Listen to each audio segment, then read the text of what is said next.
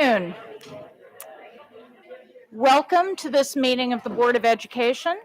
This meeting is being televised live on ACPS TV. Thank you. This meeting is being televised live on ACPS TV and streamed on ACPS. Please. And streamed on ACPS YouTube channel. General information and protocols for the meeting are posted on the sign by the doorway as you enter the room, so please make sure you read those if you have not already. The invocation. O God, we pray to administer that which is just in educational policies, being ever mindful of your guidance. Stir us to action with love, wisdom, and understanding. The pledge. I pledge allegiance to the flag of the United States of America and to the republic for which it stands, one nation, under God, indivisible, with liberty and justice for all.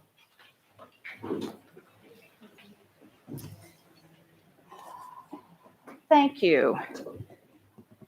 We'll move to item 2.03, approval of the minutes. Do I have a motion to approve? Motion to approve last meeting's minutes. Second.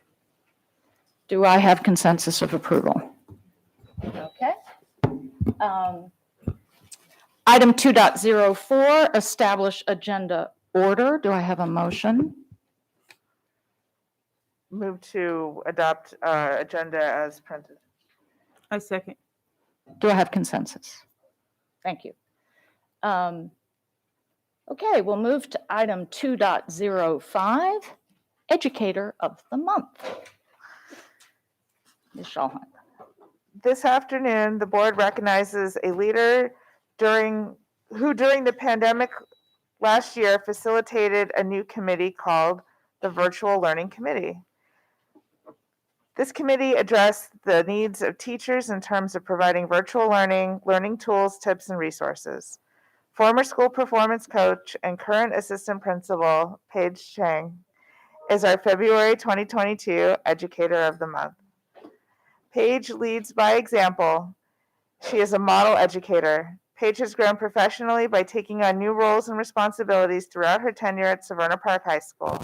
Paige is well respected and highly sought after by teachers for collaborative planning. Among her many roles, Paige supports the faculty through the SLO process. She created and implemented structures, documents, and procedures for staff to streamline and track the SLO process. She served as the school's leader in the development and implementation of the Global and Community Citizenship Grade 9 course, while also serving as the school's equity liaison. Since Ms. Chang's arrival at Severna Park, she has been a valuable asset to the students, faculty, staff, and community stakeholders. Her high energy and expert knowledge are boundless. Through her creativity, she brings fresh ideas to the students while also developing a good rapport with the faculty and parents. Paige single-handedly keeps SPHS afloat during the many challenges that occurred throughout virtual and hybrid teacher and learning. She is an outstanding educator in person. Ms. Chang, the Board of Education thanks you for your dedication to students, staff, and community of Severna Park. We are proud to award you as the February 22 Educator of the Month. Congratulations.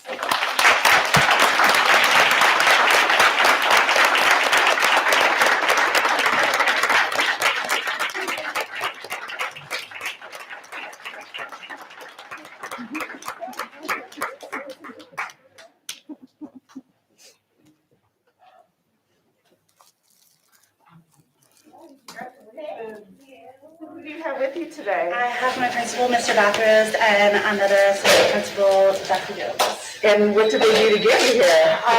Everything. All the things. All the things.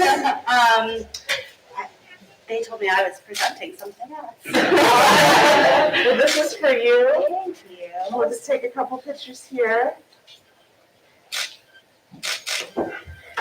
And Principal Bathurst, come down. If I had to stand up here, so do you. Okay, we'll do the back there. Yes. Thank you. Thank you.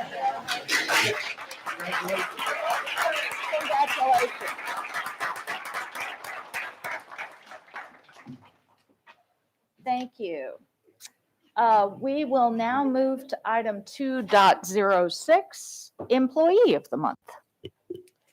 Our Employee of the Month joined the small Crofton High School staff in the fall of 2019. With his problem-solving talent, he spent his first year learning the ins and outs of the building and its new operating systems, while also participating in necessary trainings.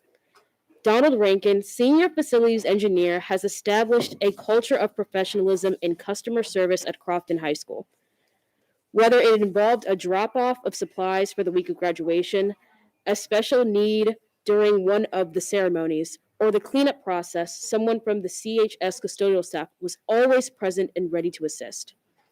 This only happens when you have strong leaders who have established this culture. Mr. Rankin approaches his work with a smiling face, positive attitude, and a willingness to assist. The tasks assigned to the operations team at Crofton High School were critical to the readiness of the building. Donald is a superhero, working on site tirelessly throughout the duration of the pandemic school year. The efforts behind the setup, cleanliness, and readiness of the building cannot be matched by any other. Crofton High School received many inquiries about who Mr. Rankin was and what his role was while working the graduation ceremonies last year. Every person who met Mr. Rankin was impressed by his professionalism and customer service. Mr. Rankin, the staff, students, and families of Crofton High School are blessed to have such a dedicated employee. Thank you for all that you do for Anne Arundel County Public Schools. The Board of Education awards you as the February 2022 Employee of the Month. Congratulations.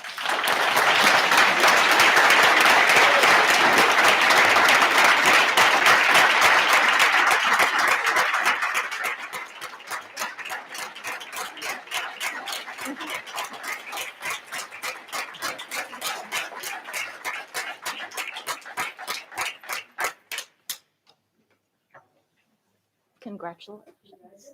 This is for you, and this is also for you, signed by the President of the Board. So who do you have with you here today? My principal and my parents. And how did they get you here? I thought I was coming to talk about something about operations. Well, this is a wonderful surprise then. Thank you for all that you do at Crofton High, and I know that you are greatly appreciated, not only by Crofton High, but by the rest of the county as well. Appreciate it. Thank you.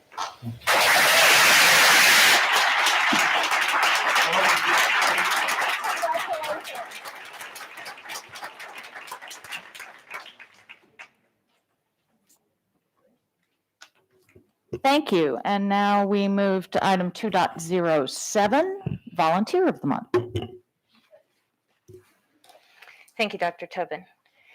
The way someone chooses to spend their time says a lot about who they are and where their passion lies. It takes a truly special kind of person to continue to give back to the community after retirement. Today, we are here to celebrate the dedication of one such volunteer. By continuing to serve her school so faithfully after 30 years as a teacher, this volunteer has made it clear that her home and her heart lie within the schoolhouse walls. Miss Leslie Ironmonger, the Board of Education is thrilled to honor you as our February 2022 Volunteer of the Month. According to Edgewater Elementary Principal Kim Vermeres, Miss Ironmonger shows up ready to work and support in any way possible. Her passion for student learning is evident and her energy is contagious. We want to recognize her for all of the amazing accomplishments she has contributed to our school. Whether it's reading in small groups, helping students practice high-frequency words, or making copies to support daily instruction, Miss Ironmonger's contributions to Edgewater Elementary are vast. Kindergarten teacher Allison Welsh shared, "Leslie is a reliable volunteer who is always willing to jump in when needed. She is a wonderful support to our school, and we couldn't survive without her." According to third grade teacher Sarah Schreffler, Leslie continues to give back to the community she loves, fostering the love of reading at Edgewater Elementary's youngest learners through her weekly volunteer visits. Her passion for learning and dedication to the school community is unparalleled. In addition to the significant impact Ms. Ironmonger has on the students of Edgewater Elementary, She also uplifts and inspires the teachers and staff. Second grade teacher Cynthia Wilson says, Leslie is flexible, hardworking, and supports all the teachers in the building. She not only completes important tasks for teachers, saving us hours of prep, but she is also a compassionate and expert coach whose advice and opinions are shaped by her years in the classroom. English language development teacher Elaine Robinson echoed this sentiment when she said, I am so thankful that Leslie volunteers at our school. She is that one person who always has the time to help anyone, be it staff member or child. She makes everyone she works with have a better day by seeing the humor in everything. Don't we need more of that, right? She reminds me that the kids are the important ones. Everything else is a detail. Miss Ironmonger, would you please come forward? It is with greatest appreciation I would like you to present this award.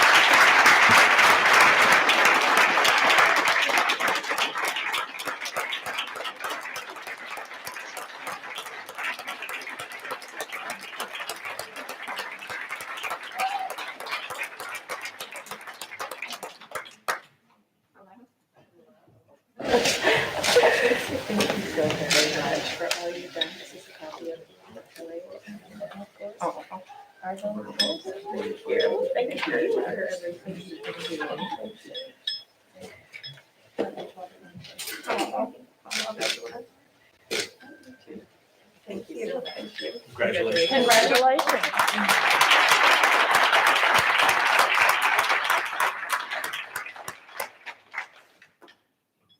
Thank you. And now we move to item 2.08, the 2022 Gaba Awards.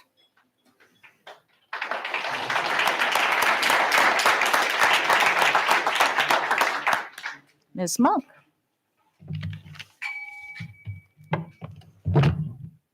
President Tobin, Vice President Silkworth, members of the board, and Dr. Arlotto. I am Anika Monk, Senior Manager Communications for Anne Arundel County Public Schools, and it is truly my honor to stand here today representing the Gaba Awards Committee as we formally recognize the winners of the inaugural Gaba Positivity and Perseverance Awards. On the heels of an amazing celebration of Gaba Day last week, we can't help but still feel the pride and joy that Mo brought to our lives.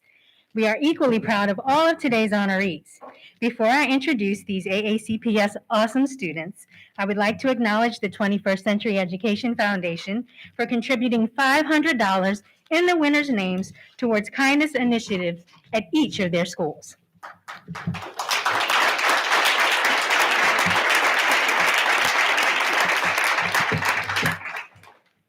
I'd also like to acknowledge the committee members, Abby Gifford from Special Education, Shirley Jackson Avery from School Counseling, Lynn Leach from Vision Services, Carol Ann McCurdy from Partnerships Development and Marketing, Samantha Reinhardt from Communications, and Nuria Williams from School Performance. You guys want to wave?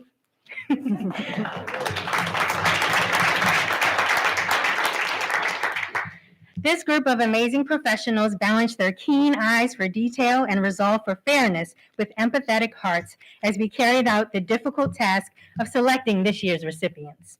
I believe I can speak for each of them when I say that participating in this project allowed Mo to teach us even more lessons about the power of community and that no contribution is too small. We received more than 50 impressive nominations, and there's no doubt that there are many, many more students who deserve to be recognized. To all of the nominees, please know that you are AACPS awesome, and your impact on your school communities makes us all stronger. And now the winners of the inaugural Gaba Positivity and Perseverance Awards. To present the awards, we are excited that Mo's mom, Sansa Gaba, his longtime aide, Lynn Leach, and his best friend, Andrew Hen, are here.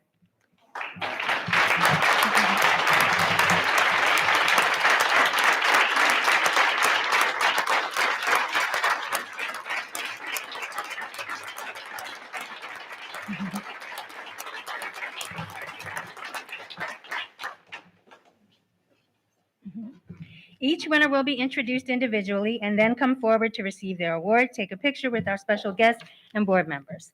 Loved ones of our honorees, you'll be able to take photos with your family, with your honorees outside during the meeting break. First to be recognized is the winner in the elementary primary category. Ari Jarrett of Pasadena Elementary School knows no limits. As a pre-K student, Ari has left an indelible mark in his school community in a short amount of time. No matter the task, Ari works hard and with enthusiasm. Despite his young age, he has proven to be a true example of determination. His New Year's resolution is to climb a mountain, and there's no doubt that he will do it. Congratulations, Ari.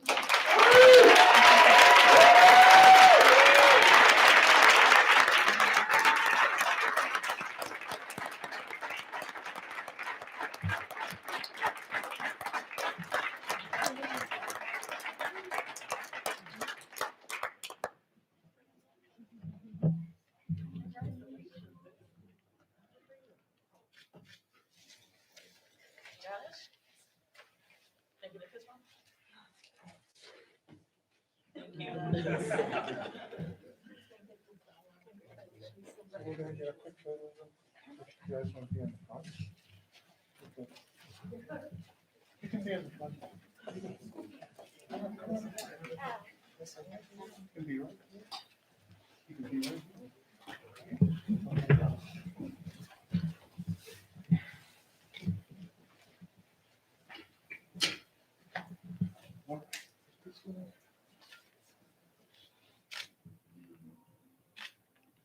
And can Ari just put, can you just drop There we go. We'll take a couple more. Thank you.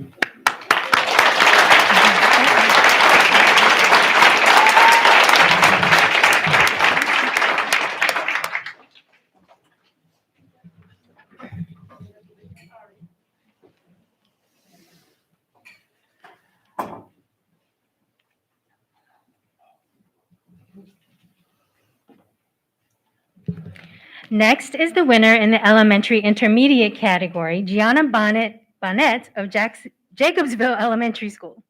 Gianna cares deeply for her school.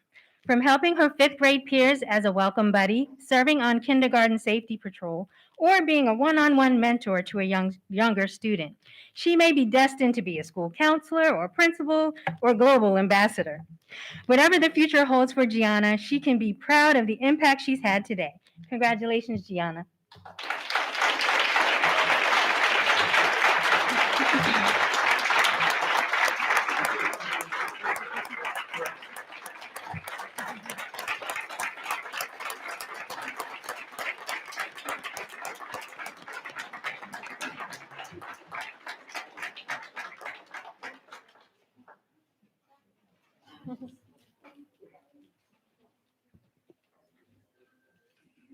So she can get in the middle and you can just switch places. There we go. And you can just make a little space for her. There we go. And then you can just kind of move there. Perfect. Okay. We'll take a couple of minutes.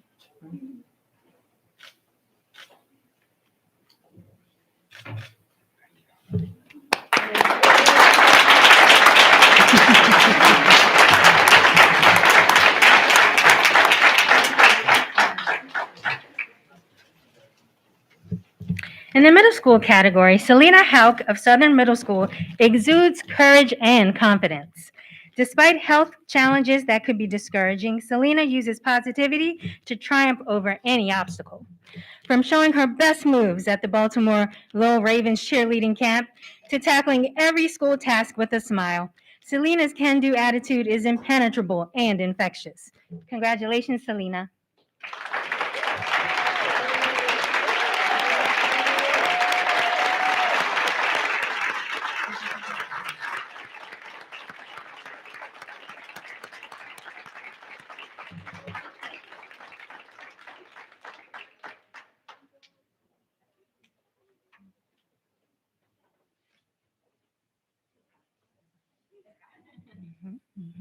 And you guys can move a little closer to her. All right. Perfect.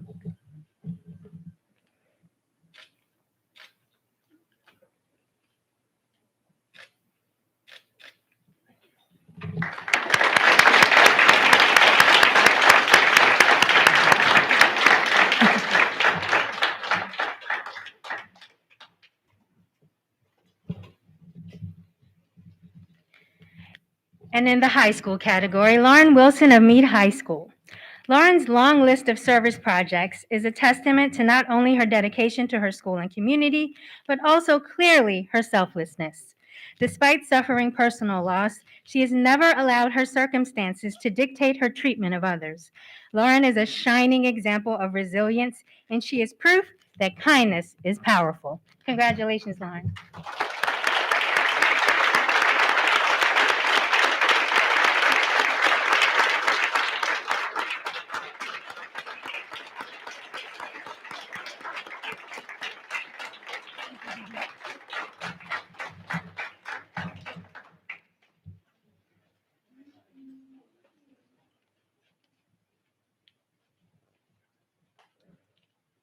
Take a couple of these.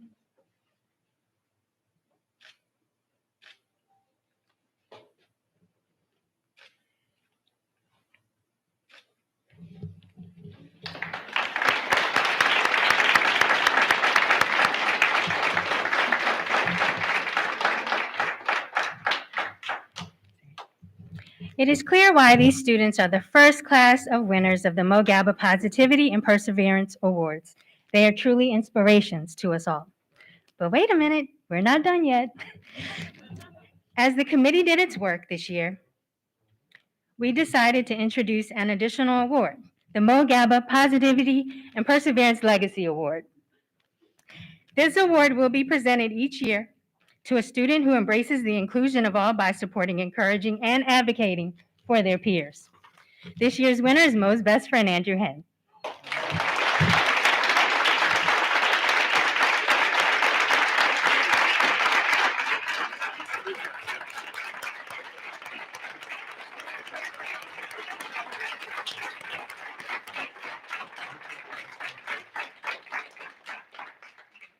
All right, Andrew, you got to take a picture like everybody else.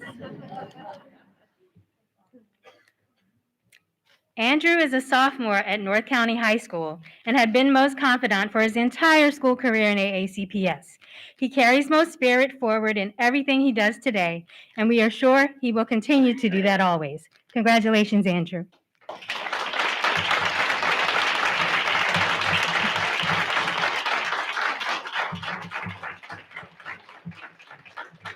And finally, we have two more presentations to Mo's mom, Sanzi Gaba, and his longtime maid, Lynn Leach. We also wanted to give you each a commemorative plaque in recognition of today and the awards in years to come. Thank you for sharing Mo with us. His light can never be dimmed. And lastly, in the words of Mo, let's make every day a win. Thank you.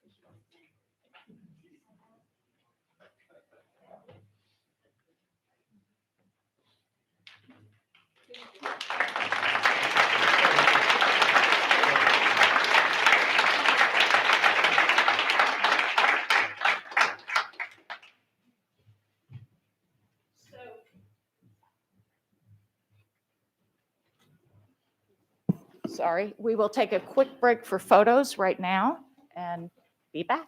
Thank you. Yes, sorry. I want to thank our, Sorry, folks. 1 second. oh, Sorry. yeah, it'll have to be after.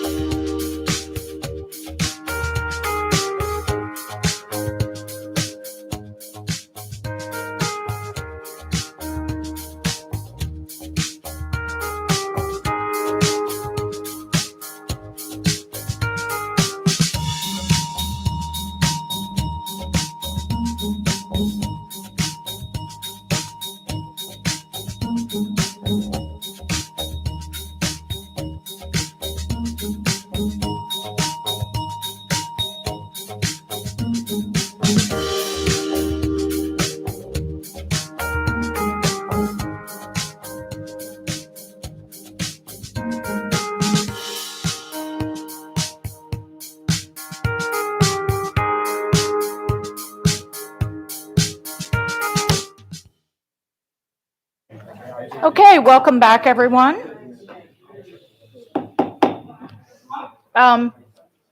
We are now going to move to section 3, public comments. Is Mr. Silkworth set up to begin?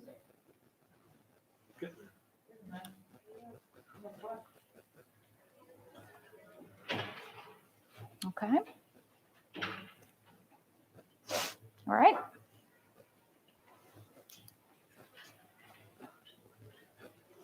Good afternoon, ladies and gentlemen, and welcome to the virtual portion of our public comment this afternoon for this meeting. Speakers will be allotted 2 minutes each and may not allocate their time to others. Ms. Howe will indicate when your time has expired. The board asks that comments remain civil and appropriate for the various audiences that may be watching or viewing this meeting.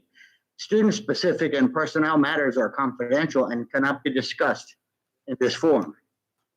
It is not the board's general practice to engage in question and answer session with speakers. For the record, please give your name before speaking. Handouts should be given. Well, of course, in this case, that's not appropriate. We're doing virtual. So let's begin first. First of all, 7.03, new course approval. Our first speaker is Amy Leahy. It appears that Amy is not online. So we'll move to our next speaker, which is Chris Ronk. Okay, it also appears that Chris Ronk is not available. Our next speaker is William Love.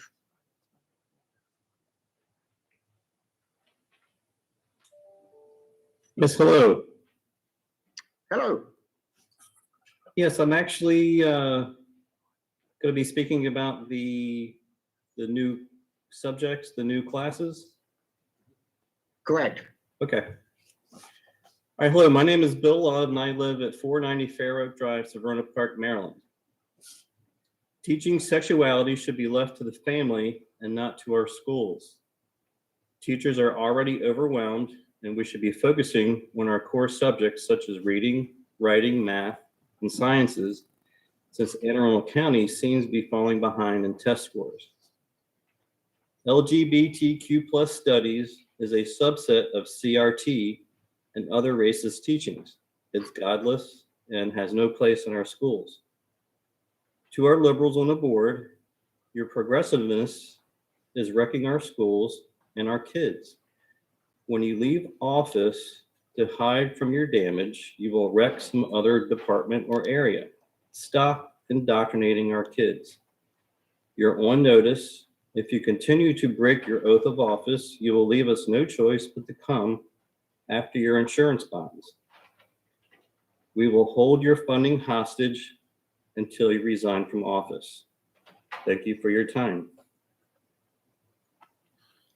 Thank you. As we continue our virtual testimony on item 7.07, Chesapeake Science Point Charter School Elementary School application, we have one speaker, and that is Amy Leahy. It appears that Ms. Leahy is not available. So we'll move on to item 4.03, school start and dismissal times update. Our speaker is Lisa Van Buskirk. Yes, I'm sorry, that's in person. Forgive me 1 second. Let me read the appropriate directions before we begin in person. Speakers will be allotted 2 minutes each and may not allocate their time to others. The yellow light below me will shine when you have 30 seconds remaining. The red light below me will shine and you will hear a tone when your time has expired. The board asks that comments remain civil and appropriate for the various audiences that may be watching or viewing this meeting. Student-specific and personal matters are confidential and cannot be discussed in this forum. Please speak only on the topic on which you signed up to speak. It is not the board's general practice to engage in question and answer session with speakers. For the record, please give your name before speaking. Handouts should be given to the board assistant. Ms. Lisa Van Buskirk speaking on item 4.03, school start and dismissal times update. Thank you. Thank you. Good afternoon, Board of Education. Lisa Van Buskirk of Start School Later, Anne Arundel County. When we hear from AACPS staff later in the meeting, I hope that they will provide you with details about their discussions, both internally and externally, to ensure the entire county is ready for the new school hours in August 2022. I hope that they will provide you with a plan that will meet the Orange Ribbon for Healthy School Hours requirements. As a reminder, the Orange Ribbon is a certification and recognition program administered by MSDE. Anne Arundel would be the first in the state to earn this recognition since it was signed into law by Governor Hogan in 2016. In addition to implementing the new bell times, which you've proposed, which meet the law's requirements, AACPS is also required to, quote, conduct at least 2 targeted and televised public education forums for students, parents, teachers, and school staff on the necessity of healthy school start times, the consequences of chronic sleep deprivation, and the health and safety impacts of aligning school start times with adolescent sleep patterns. Inform teachers, parents, students, administrators, school staff, transportation providers, athletic directors, local business owners, coaches, childcare providers, local employers of students, city or county agencies that provide services or opportunities to students, and organizations that use local school systems, fields, and facilities on a regular basis of the importance of healthy school start times, end quote. You have a wealth of resources available to meet the sleep education outreach required by the Orange Ribbon. Local pediatricians and sleep experts, internationally recognized sleep researchers, the county and state departments of health, online sleep curriculums, and any number of online sleep and school start time education videos. I hope that AACPS will avail itself of the wealth of resources and opportunities to create an example for the rest of the state of what first-class community outreach looks like. Howard County is likely a year behind AACPS in implementing improved bell times. And I look forward to report on progress made by AACPS in preparing themselves and their community for new bell times in the fall. Thank you. Thank you. Next, we have comment on item 7.07, Chesapeake Science Point Charter School Elementary School application. First, we have Ms. Claudia Chang.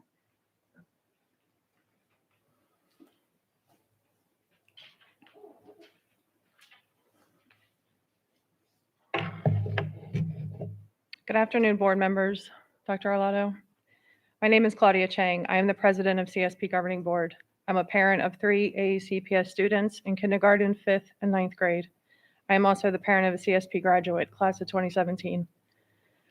I have been volunteering in an AACPS school for the past 14 years since moving to Anne Arundel County, and like you, I have committed myself to the school system. I am almost speechless at the comments and the recommendation for the CSP Elementary Charter petition. Some comments seem as though the reviewers only saw parts of the application. It also says certain information wasn't provided, when it is in fact in the application, and there are several contradictions throughout. The most frustrating part is this. We've had a working partnership with the Office of Alternative Education for years. CSP's renewal is always great. Our annual site visits are great, no problems or concerns, no recommendations there. We're a 5-star rated school, #1 in the county, top in the state. I can stand here and share and list accolades for you all day. CLF can clearly run a successful charter school, and not only does do in our county, but also in Prince George's County. So how in the world do we get to a place where CLF wants to offer a unique program to elementary students and the review process appears as if CSP and CLF barely exist? It feels like we're moving backwards. As a board president, our community deserves a STEM-focused elementary school. As a parent, our children deserve this. An elementary school that offers coding, robotics, and virtual reality that is embedded into every subject every day. Not a program that offers 30 minutes of coding once a week with no robotics or virtual reality, because that is what's currently offered to my students in my elementary school. I ask that you please review all of the information that we provided you from CLF, from my own emails, and I'll end with this. In the unfortunate event, we have to continue to advocate here week after week, meeting after meeting, and submit this application again and again and again, then that's exactly what we're going to do because Anne Arundel County deserves CSP Elementary. Thank you. Thank you, Ms. Chang. Ms. Glenda Washington.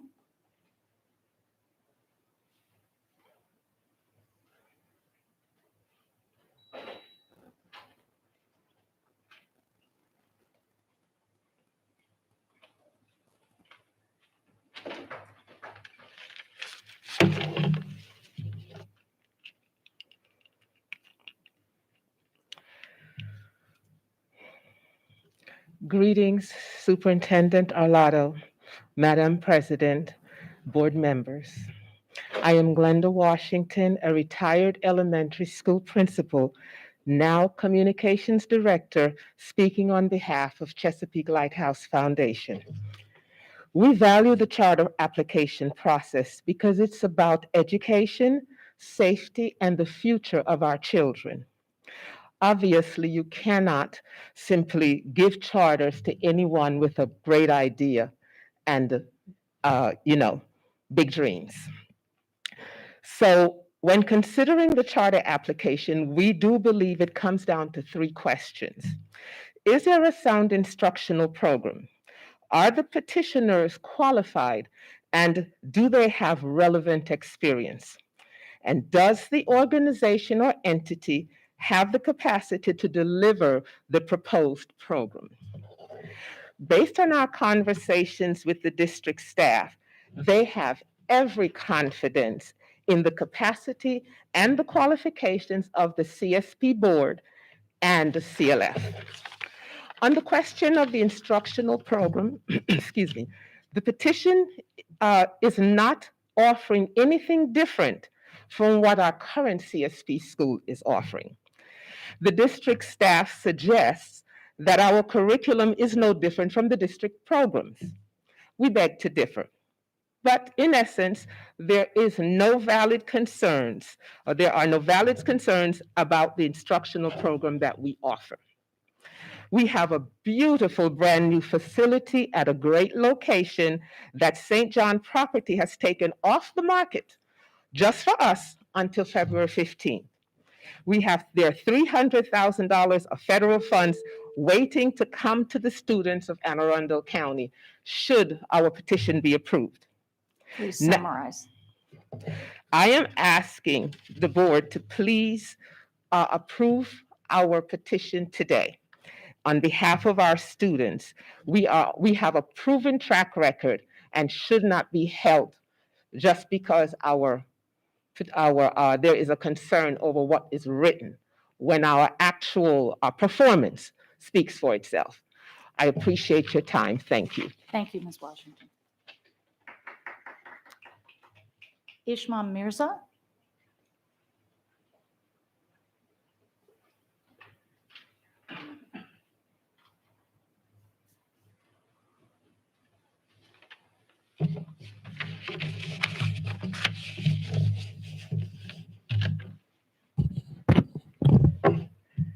Good afternoon, board members. My name is Ishmael Mirza, and I'm speaking to you as a member of the governing board of Chesapeake Science Point, the school I graduated from in 2015, and as an educator working in Prince George's County. Today, I'm going to tell you about the worst grade I ever received in college. I was taking an upper-level economics course, one that required me to spend hours every week studying and solving practice problems at the desk in my college dorm room. I was motivated to earn an A in what was a notoriously difficult class. I would work the entire semester to keep my grade up, and everything came down to a final essay. I worked hard to produce what I thought was an excellent paper. But when my professor returned the paper, it had a B circled in red ink in the top right corner. I flipped through its pages, but I couldn't see any writing beside my own. My professor didn't leave a single comment. Confused by this, I asked him, why did I receive this grade? He told me, I read it and just felt like it was a B. That was it. He didn't explain to me what was lacking in my essay, nor what I could do to improve. He didn't consider the hard work I put in all semester to succeed in the class. It was like he threw a dart at a board to decide my grade. When I reviewed the recommendation to deny the application of CSB Elementary School, I was hit with the same feeling. The recommendation lacked actionable feedback. A number like 83 out of 175 points doesn't tell us what's right about our application or what we need to work on. As a teacher, I would never slap a grade onto a paper and hand it back to my students without meaningfully showing them how they can revise and grow. I don't think any teacher would, and that's why this choice is especially baffling. This lack of transparency is antithetical to ACPS's goal of creating the community partnerships necessary to cultivate the modern STEM schools that our county desperately needs. I urge you to scrutinize this arbitrary score report and take into account the multiple years of experience we have demonstrated running a successful school in CSB. Thank you. Thank you, Mr. Mirza. Ashish Vadalia?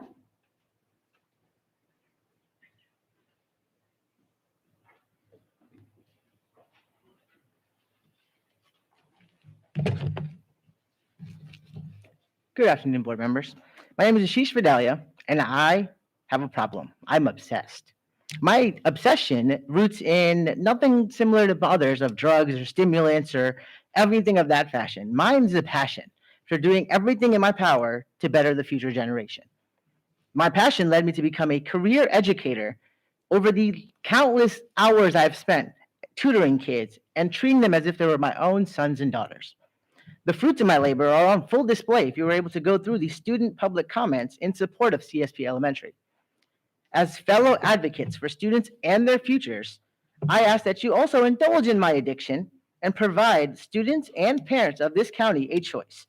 Listen to the overwhelming demand and allow students the option to have an additional elementary school rooted in robotics, coding, and virtual reality.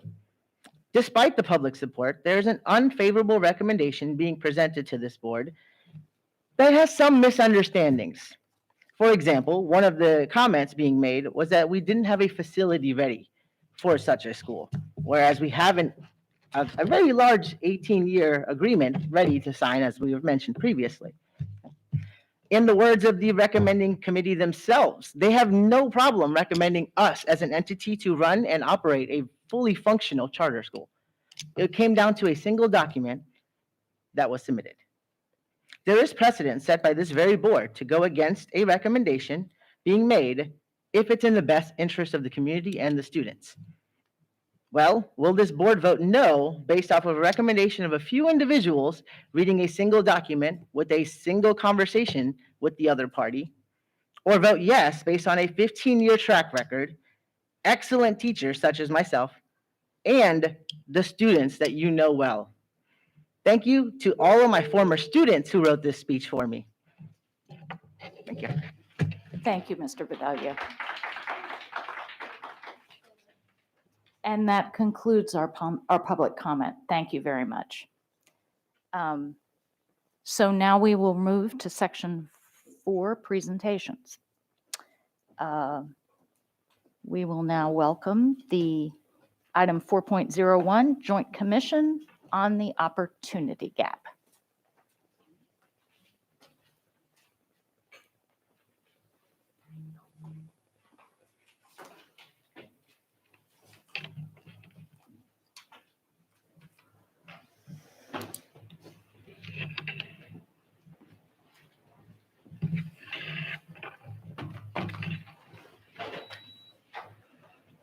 Good afternoon. Good afternoon. My name is Peggy Cruz. I thank you for the opportunity to allow me to speak to you today.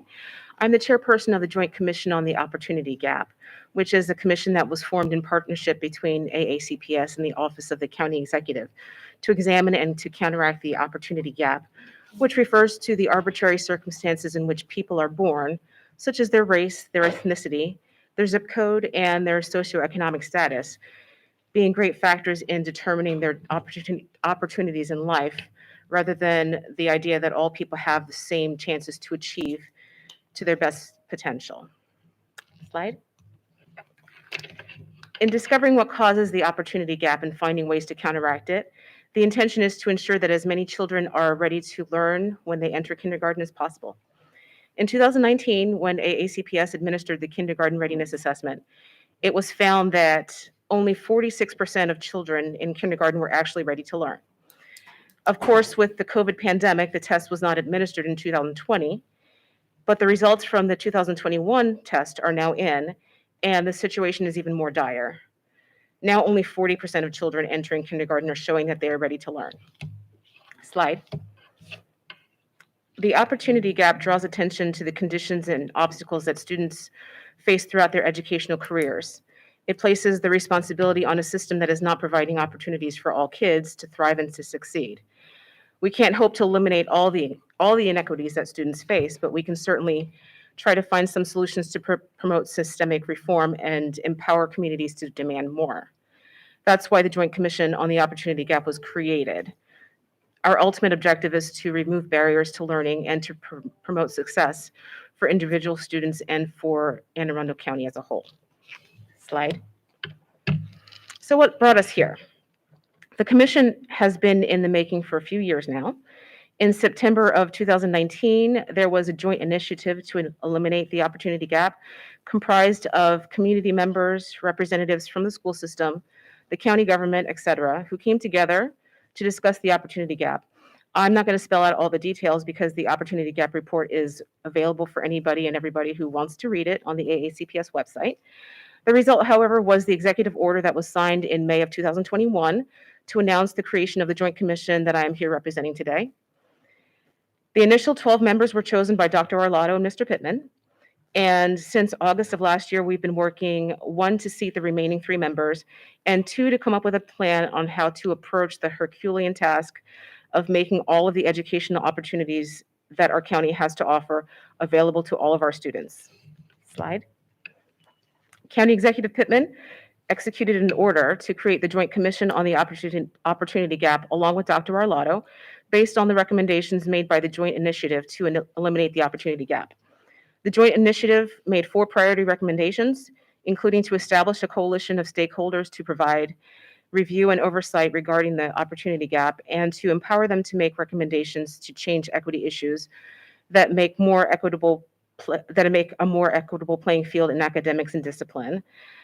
Enlisting the aid of government agencies and community partners to effectively increase the level of readiness of children to learn in school.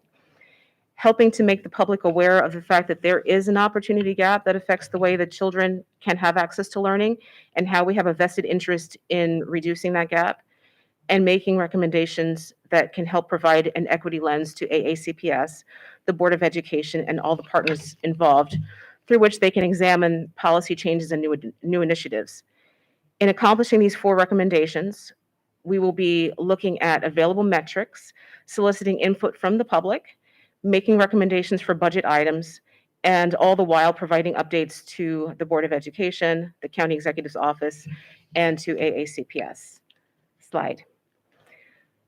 So as a commission, we've been in existence for about 6 months, and in that time, we've recruited 3 additional members to join us, and we have begun to look at the vast amounts of data that are available on the subject, with an emphasis on kindergarten readiness, and we have started to identify other community organizations that can be partners with us in our efforts.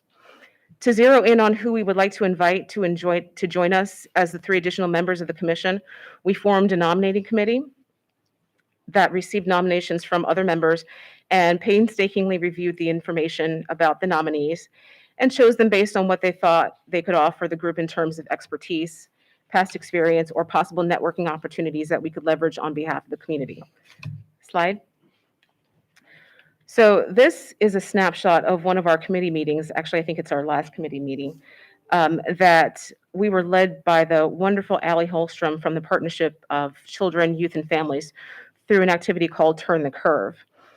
This was an attempt to get all of the committee members on the same page to understand certain things about how children show up to school, ready or not, to learn, and how we as a community can understand what the story is behind the data, who in the community has the power to help provide the data, interpret the data, or to help institute changes that can make the outcomes better for students to experience, and what we can do to turn the curve, reverse poor trends, and produce more success for more children. Explaining what we are here to address. The idea behind this came from the realization that not everybody is aware that there is in fact something called an opportunity gap. And if someone isn't aware of any opportunity gaps, they're surely not going to be on board to see a need to eliminate them. Slide. So in this FAQ document, we address what the opportunity gap is, why it's important to address, what interest do we have as a community to minimize the opportunity gap, and what role the Joint Commission on the Opportunity Gap will play in order to identify trends, to monitor progress, interact with the public, make recommendations, and all with the express purpose of making sure that every student in AACPS can access their education. Slide. To the end of creating budget recommendations and suggestions for actionable items, the Commission has created working committees. So as of now, there's a committee that's focused on learning about the social determinants of education, which are the conditions that facilitate or disrupt a child's education, and how we as a community can promote an environment that helps rather than hinders a child's access. There is a committee that has the sole purpose of creating transparency and accountability in the form of examining and reporting the data that will allow us to monitor where we are and drive where we're going. And there's another committee that's focused on the examination of equity. Where does equity lack, and what can we do to ensure that equity is at the forefront of any and all initiatives, policies, and procedures? Slide. These committees were born from the other 3 priority recommendations that came from the joint initiative, the first recommendation being to assemble the Joint Commission. Again, a detailed discussion of all these is available on the report that's available on the AACPS website. As a commission, if we see that there's a need that we haven't anticipated so far, our bylaws do state that we can have the ability to create ad hoc committees and fill them as we see opportunities arise. Slide. The priority recommendations were chosen because of the partners that are involved, and they are AACPS, the county government, and the local community, because of the intent, which is first to root out the elements that are structural and systemic causes of the opportunity gap, and then second, to find ways to counteract and eliminate the causes, And lastly, these recommendations were chosen in order to make us all accountable for the gaps that exist and to create sustainable models that are aimed to ensure that our students have the best opportunity to learn. Slide. And going forward, the Joint Commission is going to go through an exercise that will allow us to examine our strengths. What do we stand a good chance of doing well and why, and how we will be able to leverage these strengths to make some worthwhile recommendations to benefit the people who are less able to access their education. In the same exercise, we're also going to take a hard look at where our weaknesses lie and what forces exist to make it more difficult to achieve the changes that will make learning more accessible to greater numbers of students. Slide. And so this leads us to the question, how will the Board of Education, AACPS, and the county government support us? Well, what is it that you have done so far? You've expressed a formal support of the joint initiatives. You have encouraged the participation of AACPS employees on the commission and have given us direct and unfettered access to the staff, who are the very people who are the most well-versed on the subject matter.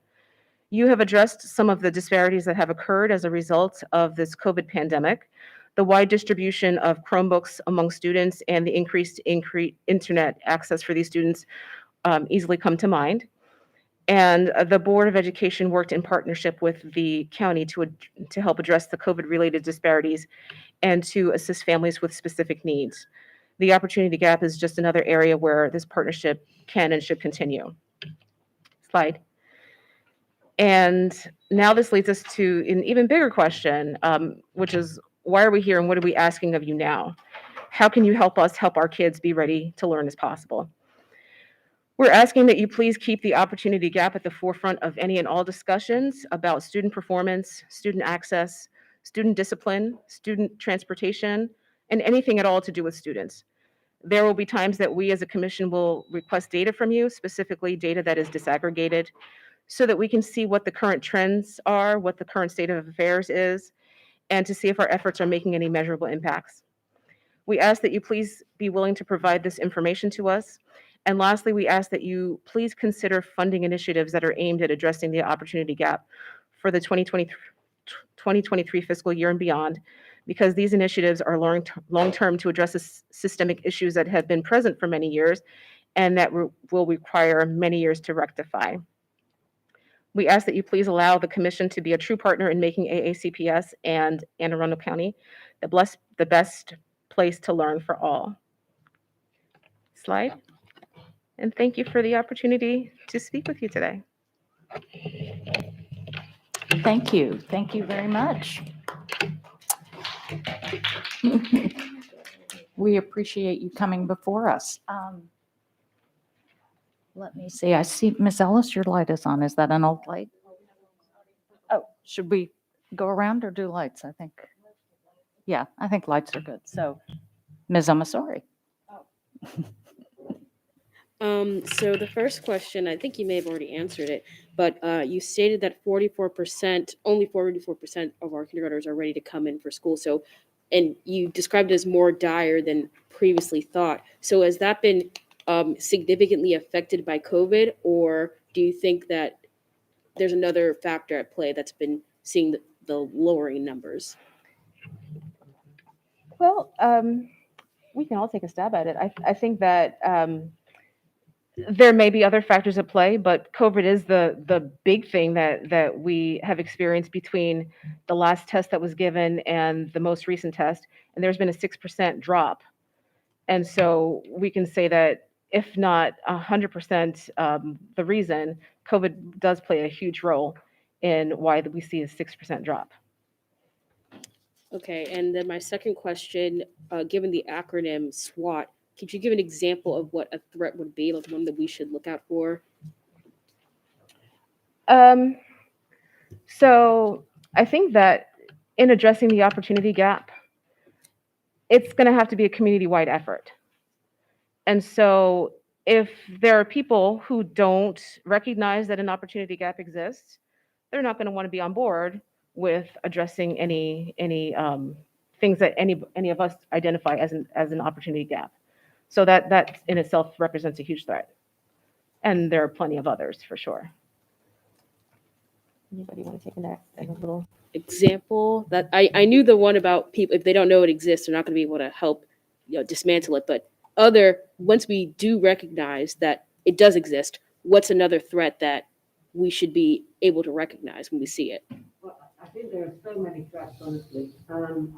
Obviously, the policies and procedures that already exist, that are very hard to change, take a very long time. That's certainly a threat to any work that's happening now. Anything to do with political shifts, political changes are always a threat to boards and commissions that are placed there. The fact that this is done by executive order, that acts as another threat in many ways because it means that it belongs to the county executive and the superintendent. So that's another issue for us. So there are many, many threats to the work. What we talk about in a SWOT analysis is how do you get ready? How do you understand those threats and then prepare your work and do your work accordingly? But there are many more than I have mentioned. And when we do the SWOT, they're all going to come out, hopefully. I do not. Oh, okay. I'm going to ask this the last question.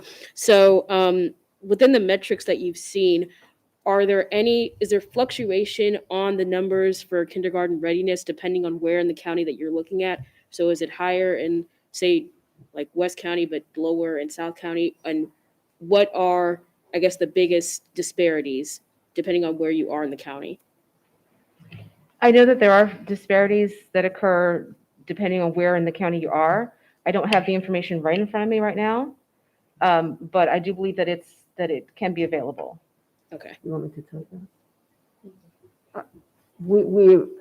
So the kindergarten readiness is not broken down by zip code or by census tract, but what we do know is what is happening in our various census tracts and zip codes related to both a geography and a color of poverty in our county. So we know where to expect the least readiness because we understand where the social determinants are highest. And we know for sure that that's where children are most unlikely to be ready because of all of the social determinants that are swirling around them. And we do know that. Thank you.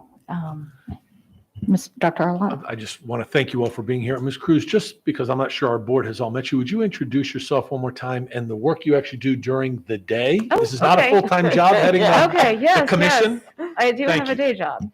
So my name is Peggy Cruz. I work with School Health Services. I'm the program supervisor for Old Mill Northeast. And so all the schools in Old Mill Northeast, I'm the supervisor. And, I provide a resource for the school nurses and the health assistants that are there. So, and I've been with the program, I believe, since 2018. And I love the program. Well, we are very, very grateful to you for what you do every day and for taking time to come here. I think our members have taken to heart what you have brought to us, and particularly what we can do to support this work, and what we will continue to do to support this work. And we all look forward to continuing to partner with you, and frankly, to hear from you when you feel it's a good point to come back. We would always welcome you here because I'm very, very grateful for the work, and I'm very grateful to hear what you're doing, and I'm very interested to continue to hear what you need from us. Thank you, Dr. Tobin. Thank you. Thank you all for your incredible work. Much appreciated.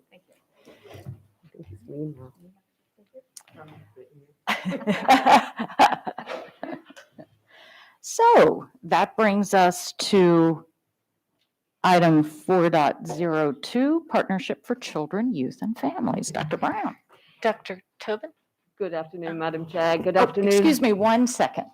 We have somebody who wants to say something. My apologies. Something just sort of came across my desk. I felt compelled to share before you get started, Dr. Brown. Okay. Thank you so very much.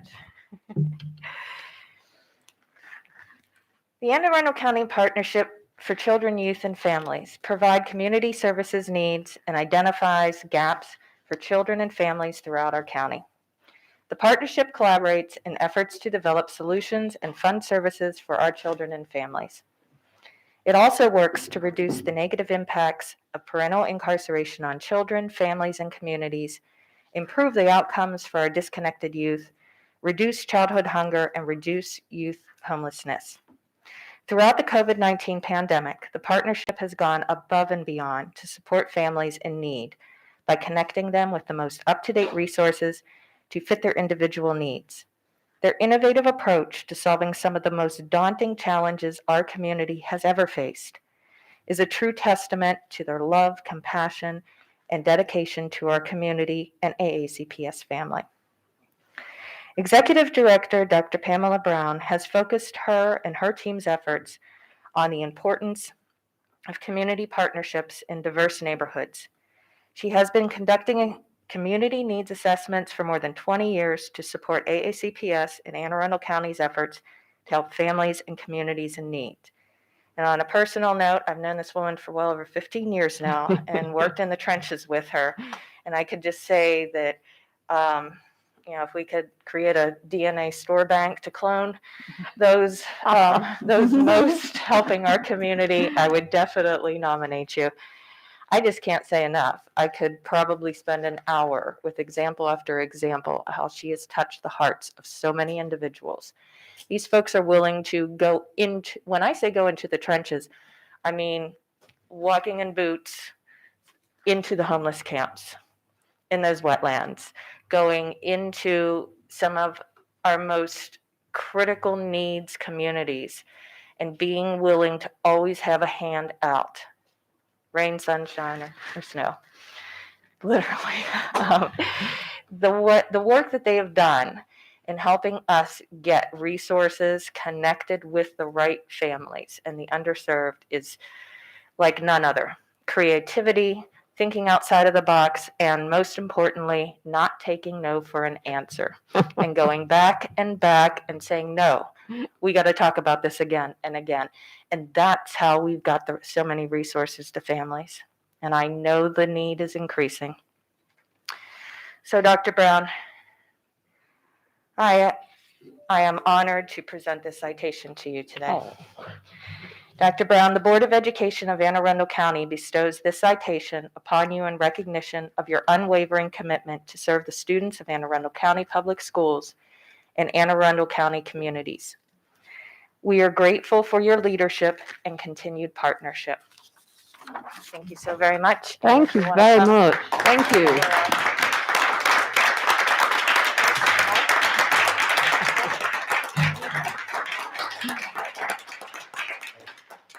We're not taking a photo? Or I'm going to still go down and present it to her. Okay. Thank you so much. There we go. There we are. Oh, that's Thank you. We're allowed to. Thank you, Dr. Brown. You're welcome. Thank you. That was very unexpected. Thank you very much. I think I'll just leave now. I can tell you, we always it's leave hard on a to keep high a note. secret. It is hard to keep a secret on this campus. I can't believe we actually pulled it off. And just on a note too, there's a lot of folks that Dr. Brown works with, and Ms. Jackson and myself, and so many others, Dr. Arlotto, and I could keep on going on. And they really wanted to be here, but they're out doing all that hard work we're talking about, right? Exactly. And so they just wanted me to say that they are with you in spirit, from Preeti all the way down the line, and Jennifer, et cetera, et cetera. So Thank you. Thank Thank you you. very, very much. It's very, very kind. Thank Thank you. So, Madam Chair and Invisible Superintendent, board members. He stepped away. I'm delighted to be here this afternoon to talk to you about the work of the Partnership for Children, Youth and Families. And I want to say, when I talk about that, I'm really talking about the work that community groups do to support your work in partnership with the school system. We, the partnership, have had a long and very wonderful partnership with ACPS over many years now. And so I just thought I'd come and talk to you a little bit about all those partnerships. So next slide, please. I can't make it work, Bob. So, thank you. So I thought maybe I should start by telling you what the Partnership for Children, Youth and Families is. We are a local management board. There are 24 in the state of Maryland. They are unique to the state of Maryland. And they were the reason actually I came to Maryland They were created in recognition of the siloed way we deal with children and families. So education looks over here, social services looks here, juvenile services. It was this idea of let's have a board that pulls together all the partners. So on my board are all of the different partners in the world of children and families. Up there, it tells you the various things that we're expected to do and the county code that supports us. Every county set up their local management board in the way that suited their county best because we're very focused on local needs.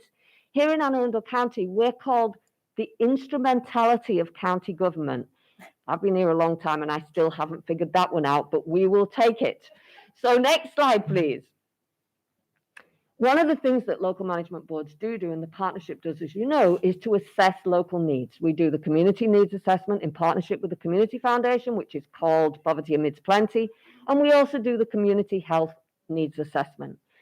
And when we're looking at a community, we are looking at all of the ways that where a child lives and what surrounds that child in every way, in economics, in food, in health, how that impacts that child when they walk into your school system. I've been dragging around maps now for about 12 years. Our maps show a distinct pattern for our county. It's what I have called a geography and color of poverty. In other words, the areas where the social determinants are not going in the right direction are also the areas that are disproportionately African American and to some extent Hispanic. And every map tells a story. You don't really need to know what all of these maps are. I have built probably 30 of them by now, but they're all the ways we look at what we call the social determinants. Next slide, please. So what do you do about that when you know that this county in some places is so wealthy and well off, in others that is enormous, in other parts, inequity? Well, you build a big community plan. So for the past, since 2014, the partnership has been building plans with all the different agencies, with residents, with church groups, and this is what it looks like. So we see our county executive there trying to drive that bus. My own board, we have a huge guiding coalition with strategic advisors that live in public housing, the chief of police, you name it, they're part of our guiding coalition. And we what's called a collective impact model. Very simple. You've got to get everybody together because this stuff is very complicated. And collectively, we all have to play our part. And one of the things we did was to start to develop what we call communities of hope in each of those areas we're most concerned about. In North County, it's Brooklyn Park, to some extent Glen Burnie. In West County, Seven Mead. In the city of Annapolis, it's public and subsidized housing. In South County, it's Lothian, Deal, the places where all the mobile homes are. We know where these places are. And what we wrapped around it was something called systems of care. So next slide, please. Systems of Care was the original partnership between AACPS and us. And all of them, we created a 1-800 number. The partnership had 2 family navigators at that time. We now have 10 that are attached to our community. We now have 3 Spanish-speaking navigators. We even have a young man who graduated from here last year, who is our peer and reentry navigator, who's housing in Annapolis. We also created a whole load of teams in recognition that because our system is so siloed, the people who do the work need to talk together with families. We call these teams cricket teams, Resource Initiative Care Team. Fortunately, it's spelled cricket, which delighted me. We used to have we still have our regular team, but we also have Silver Cricket, which is run by a Department of Aging for seniors and disabled, and our newest one is Victim Services. And those of you who remember Lyndham's special education, she and I were awarded this plaque in 20 communities together. Next slide, please. So here's our community looking at in our communities of hope. Each once every month or once every 2 months, they are 50 stakeholders. Your staff are part of those groups, anything from pupil personnel workers to Michelle dropping in we have represent every part of our community. You can see some of the things we're working on in each of our communities. We're trying to braid and blend funding as much as we can. We are interested in making sure that the most vulnerable children and families are served, that we are addressing inequities, and that we are lifting all children up so that when they're at your door, they are ready to learn. And if they're further along in the school system, what can the community do to help all of you as you try hard to make every child successful? Next slide, please. So what else are we doing with AACPS? Pandemic related, Ms. Crocodile did a wonderful job of talking about all of the work we've done and the wonderful partners at Monique, Maisha, Ryan, Carol Ann, Michelle, loads of people working on this. But along with Jody Reese, we figured out food very early on. We gave out Chromebooks. We're still doing free internet hotspots with Carol Ann McCurdy and the 21st Century Education. So they're all pandemic related. We've always done after-school programs with the school system. Probably our most enduring is, yes, Youth Empowerment Services. It's at Brooklyn Park, North County, and Mead. That's run by Pastor Cheryl Menendez. We're also working with Monique's office and Maisha on neighborhood navigators who are focused on the learning gap, and that's with Tony Pratt in Eastport Terrace and Robin Wood. We started restorative justice with the school system back in 2011 when Kathy Lane was still with all of you. And we worked with her at that time and now with Kathy Rock to add community conferencing as part of school discipline policies.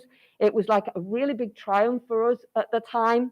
And then restorative justice sort of took off in schools and Kathy gave it her own flavor. And now it has become almost a normal word within AACPS. So next slide, please. Loads of work on homeless families. This is a massive partnership with Student Support Services, with Ryan Boatland, Jen LeKay. We have rapid rehousing that's now expanding county-wide. We have a prevention of homelessness program. We have a 2GEM program in Brooklyn Park. I love Operation Open Door. It's my favorite program. We have never had access to Section 8 vouchers. This is a partnership between the school system, social services, and the partnership to make Section 8 vouchers accessible to homeless families who come to the attention of the school system through your pupil personnel workers. What a fabulous program that is. It makes me so happy just seeing it up there. And let me just a quick word about your pupil personnel workers. They are the very, very best. Next slide, please. And finally, these are all of the other ways that we are involved with the school system through the Mental Health Task Force, the Opportunity Gap Task Force. I'm one of 2 staff to that task force. I just did a whole load of ACEs training with Ryan Voteland that we did train the trainer so your staff can go out and do more training around ACEs. We have a lovely little youth mentoring program going, partnership with the school system, the mental health agency and us. We have youth reentry. And most recently, we have a really good program going along with your international center and the Annapolis Immigration Network to bring legal services for immigrant youth. So I'm really here to say thank you to AACPS because I think it's a sort of well-kept secret that you are a fabulous partner in our work. There are many, obviously I have colleagues over 24 counties in the state of Maryland, and they say how difficult it is to work with their school system, and they don't know anybody in the school system, and they don't know where to go in the school system. And I'm thinking, how is that even possible? Because my experience in this school system has been absolutely fantastic. I have never had anybody say no. Michelle says that I ask all the time. I've never had anybody say no.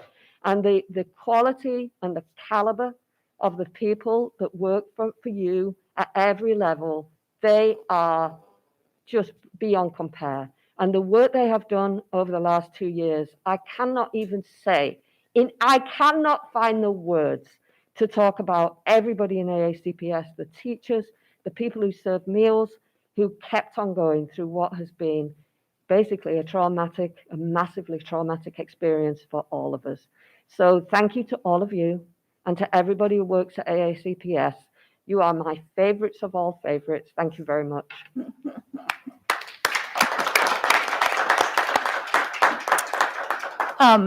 Dr. Brown, you're not getting away. I think we have a couple of lights, and I certainly Sorry, am going to go want to ahead. ask a couple of Sorry. things. I see Ms. Omasori. Oh, is your light off now? Oh, since it's there, I was going to ask this on a one-on-one level, but I would invite the rest of the dais to wonder about this. Is there any way that we could help outside of our, board capabilities through volunteering, through giving our time, through how can we help in this effort? Because this sounds incredible. And I mean, as someone who comes from an immigrant background, who has cousins who are trying to become citizens, this just sounds like miraculous. So I have to wonder, what can we do outside of just being board members to help out in this work? So I think all of our communities of hope are open to everybody to join. One of the things that happen in those meetings and those groups is that different initiatives get going, some of which use volunteers, and some of which are part of agencies getting together, some of which involve residents. So I would say, at least in knowing what's going on and where we're looking for volunteers, they also, you don't have to come to the meetings. Once you get on our list for wherever you're interested in, and you can be on every one, you will get constant information about what's going on now, where to volunteer, how you can help. We keep that going on an ongoing basis. You can always call me. If you see anything out there that interests you, I usually know the right person to make a contact with. So one of the unfortunate things about the county, let me just say this, we used to have a really active volunteer center, and about 6 years ago, it got defunded. And I keep meaning to talk to the county executive about it, because that is a real lack for us. The fact that we do not have a coordinated place for people who want to volunteer. And this is a county where everybody wants to volunteer. I talk to people, I mean, it's usually the first thing out of people's mouths when I've spoken is, how do I get involved? How can I volunteer? I've got free time. So I think not having that, I mean, there's nothing, this is really for the county executive. So Jen's here. So I keep forgetting to say that, Jen. So remind me. Thank you. Thank you. And it was really cheap. It wasn't even an expensive program. But when the county pulled out its funding, it collapsed. I'm sorry, that was a very long answer to your question. I hope it was helpful. I mean, even with that, like we have the service hub for our county for high school students that goes all the way from 6th grade to 12th grade. So, I mean, if there's any opportunity, and I'm close with the people who run it, shout out to Ms. Fowler. If there's any way for us to connect ACPS students to any of the work, I'd be happy to do that. And I think there is. I mean, I think there's lots of ways to do that. So I will talk to my staff and we'll figure out the best way to formalize that. And thank you. Thank you for your support. No problem. Thank you. Ms. Corkadell? Thank you very much, and thank you, Dr. Brown, as always.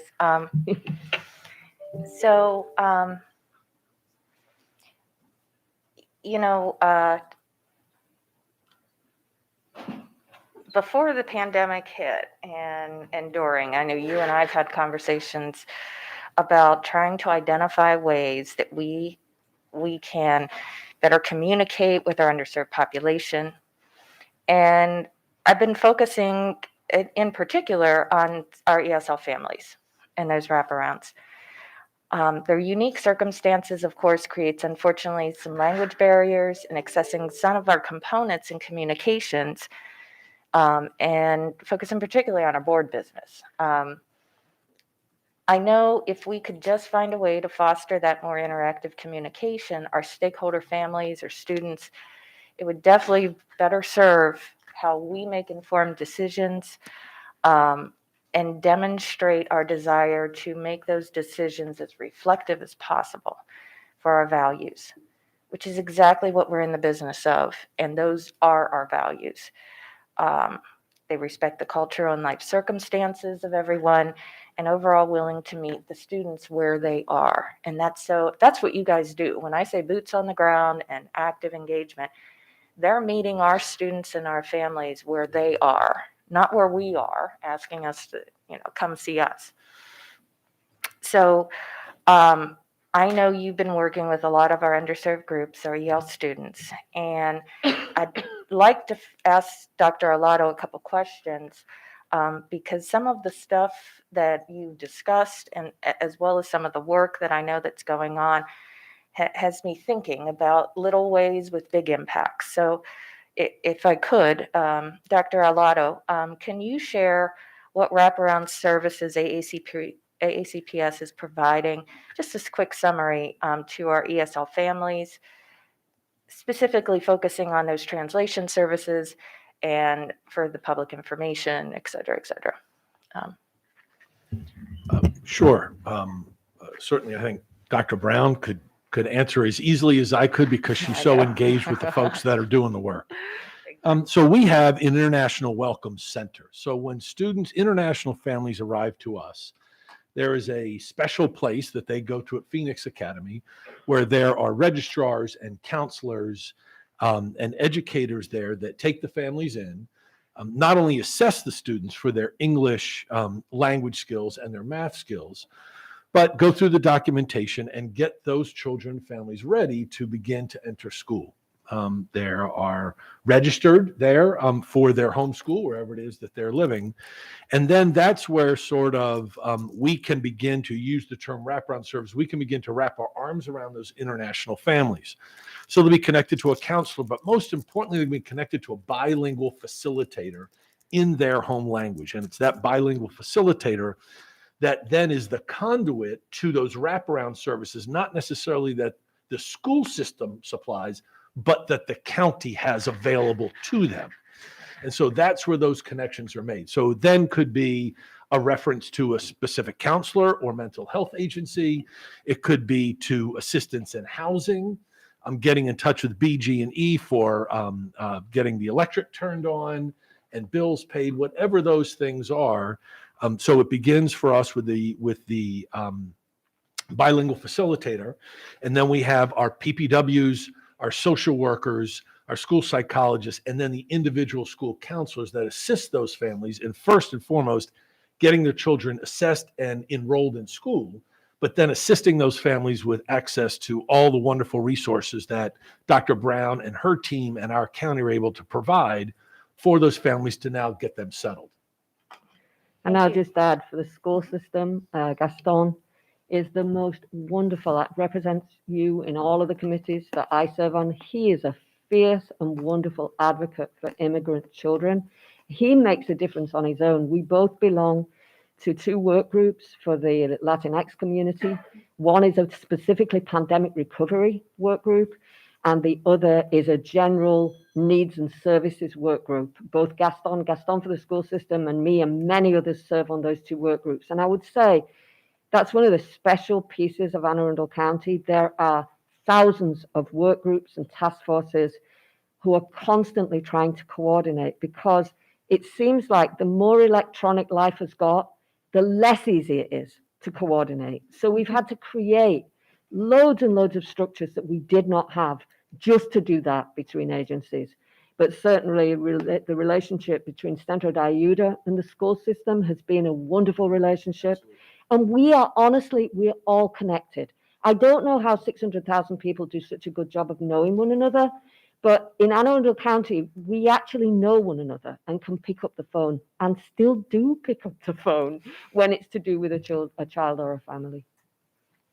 Thank you. And just as a follow-up question, there's a lot of things I know interactive, right, Dr. Arlato? Like once we get something onto our website, translation happens.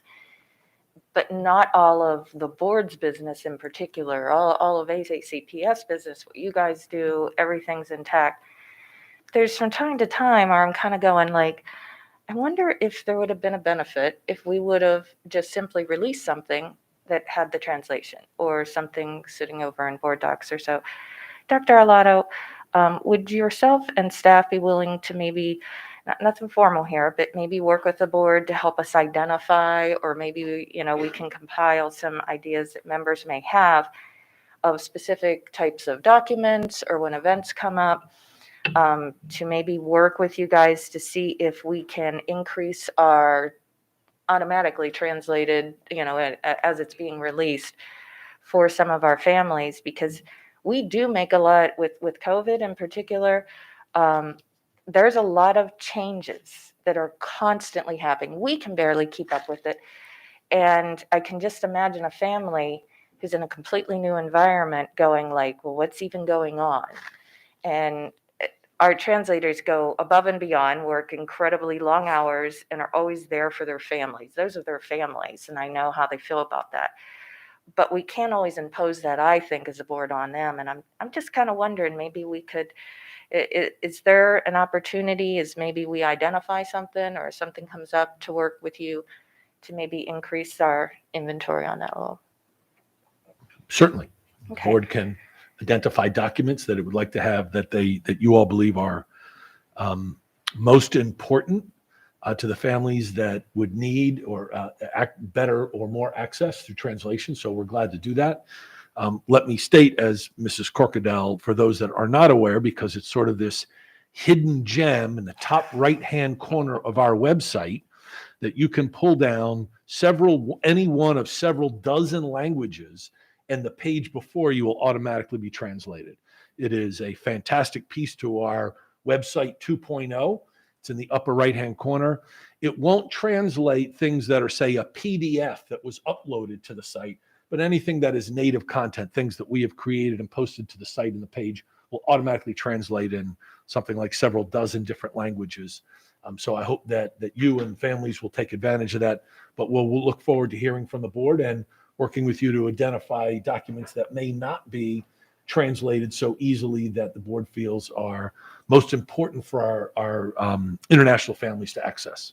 So Dr. Tobin, this is more in your wheelhouse than it is, I think, any motion or anything like that. Are you okay with maybe us compiling and sharing with Dr. Arlotto and maybe having those conversations with him and Mr. Mosier or whoever, identify the most, that of the greatest need as time permits and Absolutely. resources? Absolutely. And I would just ask, perhaps Ms. Corkadell, if you'd be willing to reach out to board members and solicit any thoughts they have. I'm happy to then follow up with Dr. Arlotto. And I think it's a good opportunity to address this, because I think Dr. Arlotto's comment too about the PDFs is another issue that it's come to our attention for families who work on phones. Yes, yes. And not on computers, that too is part of this, that, how can you access that? So I know this is something staff continues to work on, but I think it's a good opportunity as we're gathering the documents, particularly around board business, we think should be most accessible. Also to think more broadly about, again, where our families are. And certainly that's, through the pandemic, become abundantly clear to us how many families are first and foremost working only from a phone. Yep. And so I think that's also something we want to address. But thank you, Ms. Corkadell, for Thank you. bringing that Yeah, forward. I mean, any opportunities and ways that we can improve. We've already got a very transparent, accessible communication system in place, as Dr.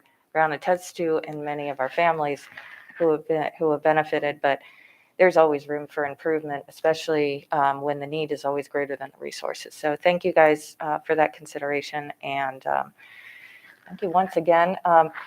I just had one last follow-up question for you, Dr. Brown. Are there anything priorities in AACPS's budget proposals that or categories that you think would be supportive of your work or reflective of the progress that we've made and continue to make? Feel free to share. I'm very focused on early childhood education at the moment. I think that that's a good place for us to come at some of these gaps and issues and inequities. I'm very focused there. I think that there are programs that you already support in family support centers and other, pre-K is coming on. There's lots of blueprint money coming down through the Maryland Family Network to create family support centers. We're trying to create one in South County with the county. So that 0 to 5, guys, if we could get that right, I think that our chances for our children would be for all of our children, would be so much greater. Because the truth is, for some of our kids, they come to school with lead boots on. The other kids are in nice Nike trainers and they're off. And some of them are just, they are held back, not by their innate ability, but by everything that surrounds them and has happened to them related to all of the inequities that we all know so well. So that's where I am now. I'm on that 0 to 5. Let's figure it out. Let's figure it out neighborhood by neighborhood. We know where the issues are, so we should be able to figure this out. Thank you. And I would follow up, Dr. Brown, by saying, of course, your report is always an extraordinary report to read.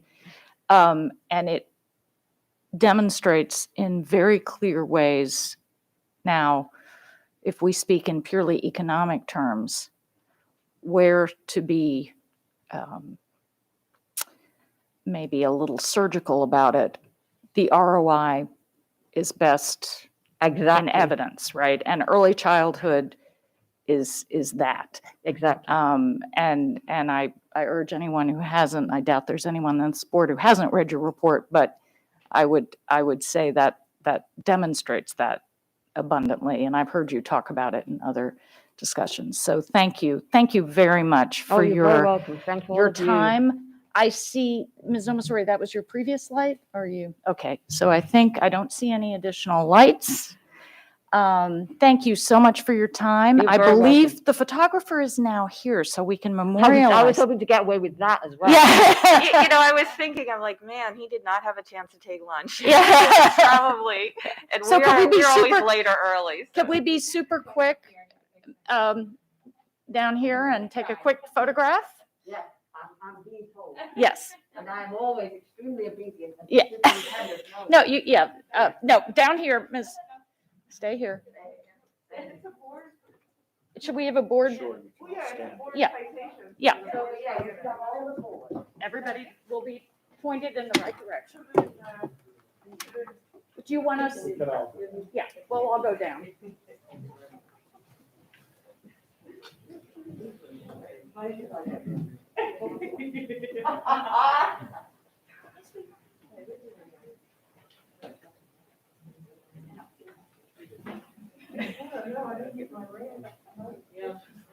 you want us? So you want to just. That's a lot of red. That's okay, we'll keep all the red. Okay. together. Where are the big red dots? And you guys can just kind of. Bring it in. Yeah, you're right. Yeah, sure. That'll work. Yeah, there we go. You could have broken my rug if you got them on. And this one's there. Fine, but you can just switch for me. Great, thank you. You can have pink next to red, right? All right, everyone, take a few of these.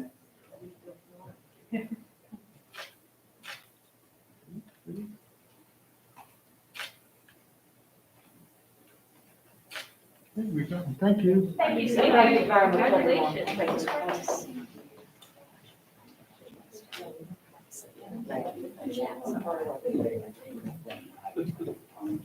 Okay. Yeah, you're not getting out of the board.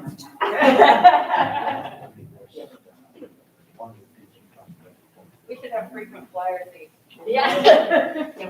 Not on the break. Show them the light. Yeah.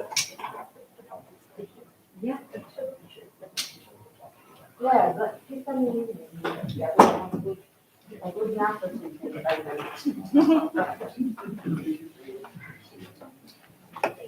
Thank you so much. Thank you, everyone. I sat in the wrong chair. You don't want me. I just sit in some chair when I find it. Okay. We are going to move on to item 4.03. School start and dismissal times update.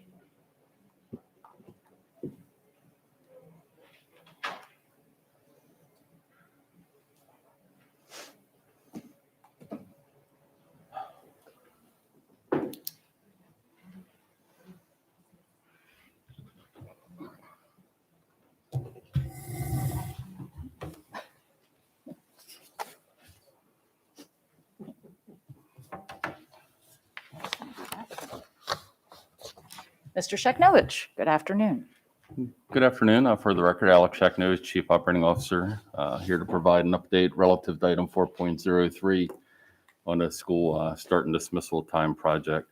So as you may recall, following a series of discussions about creating healthier school start and dismissal time for students, and work by a consultant hired to examine recommended changes and potential efficiencies within transportation, specifically with school bus transportation routes, the Board of Education formally approved a shift in school hours for the 2022-2023 school year. At that time, the board established parameters prescribing that schools will move to a bell schedule where elementary schools would begin between 8 and 9 a.m., middle schools would begin between 8:30 a.m. and 9:15 a.m., and that high schools would begin at 8:30 a.m. Since that time, staff from Prismatic Services, Inc. have been diligently working collaboratively with the team here at AACPS to develop a bell schedule that comports with the parameters that were pre-established by the Board of Education at that time. The work has resulted in a proposed schedule where classes will begin at 8:30 for the comprehensive high schools. Classes will begin at 9:15 for comprehensive middle schools. Classes would begin between 8 a.m. and 8:30 a.m. at all of our comprehensive elementary schools. Again, this is effective for the 2022-2023 academic year. Furthermore, the start times for our developmental centers, for Phoenix Academy, and for our Mary Moss at J. Albert's Academy would begin at 9:15 a.m., and our 3 early education centers would begin at 9 a.m. It's important for the board and public to recall that our 4 independent charter and contract school operators established their own start and dismissal times, and once they're finalized, they will announce theirs independent of this action. Certainly some minor modifications or adjustments to start and dismissal times due to things like traffic concerns, road construction, or other as yet unidentified or unanticipated conditions may still take place over the next few months as the analysis by Prismatic and the AACPS team continues its further refinement. Exact bus stop times and bus stop locations will not be finalized or posted for several more months, as is the norm each and every year. There's no change in that. It is worth noting that the work by Prismatic, again, the consultant hired by the board to identify or generate efficiencies, further efficiencies within the school transportation arena, would also likely result in more efficient consolidated or neighborhood stop systems than we have at present. So, Dr. Arlotto, the superintendent, has already begun and assembled a core implementation team and identified a project manager to oversee the change management process and to work through the various logistical changes that will have to happen, the various logistical changes and aspects that will have to happen as we continue to adjust and work towards the school hour adjustments. We feel that it is important to begin sharing this information now. Many months in advance of the actual implementation dates so that change management, those life required alterations can begin to occur. So families, employees, other governmental and business partners, and the private sector like the childcare industry, et cetera, certainly need to begin making preparations for it. We all know that a change in school hours has many layered and tangential impacts as well. So it goes without saying that things like athletics adjustments will have to occur, school mealtime changes will have to occur, co-curricular activities, after-school activities, things will change in concert with the adjustment of school start times, but so will things like traffic signalization, crossing guard deployments, and again, I mentioned the childcare operators, just to name a few. So these are the various type of partners and outreach activities that will commence with the announcement of the proposed start and dismissal time in the months ahead, again, facilitated by that implementation team. So a complete schedule of all the start and dismissal times for this upcoming school year will be released this week. It will be made available for review at a soon-to-be established link. That's aacps.org/2223 school hours. Again, all of this will be contained in a press release that's going to be going out.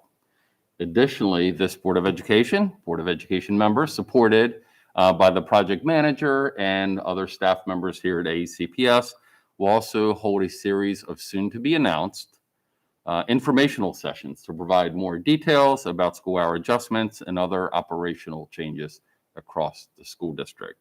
Those sessions will be live streamed on the AACPS YouTube channel. And with that, Madam President, I'll conclude my brief introductory remarks. Thank you very much, Mr. Sheknovich. So I see Ms. Schalheim and then Ms. Ellis's lights and Ms. Corkadell. Thank you for the update. Very much appreciated.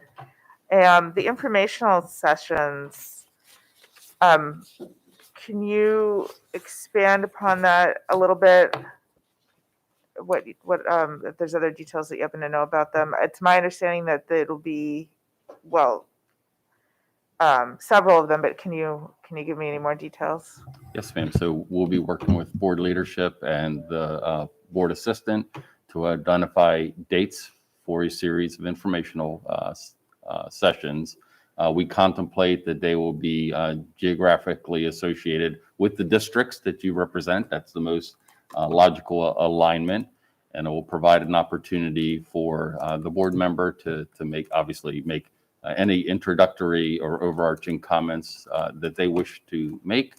And then I envision that it would be transitioned to the project manager, who act as the facilitator, and the staff to go through some informational, potentially some slides and takeaways. And then there will be an opportunity at the end to make closing remarks. We're also generating a mechanism to be able to capture and respond to questions that may come about it. So Mr. Mosher and his wonderful information team, again, will be working with technology to sort of fashion the instrument to capture, display the information, and sort of help choreograph the information sessions. So I assume they'll be out in the different districts, but you said they'll be live streamed. How are we going to broadcast? So it is going to be virtual, such that virtual. Okay, it will be okay, got virtual. it. Yes, ma'am. I'm sorry if I neglected that. So it will be virtual because it is believed that that's probably the most effective way. This way, it's not dependent on a person's individual, having to rush home from work or having to get somewhere. It also may be more comfortable for some people, but most importantly, it allows it to be archived, and that archived session will be saved and will be permanently accessible. So even for individuals that either couldn't make the initial event or maybe want to revisit and watch it again, they will have access to that. Essentially, we're going to create a spot on the webpage that will have, access to all of the information for the public.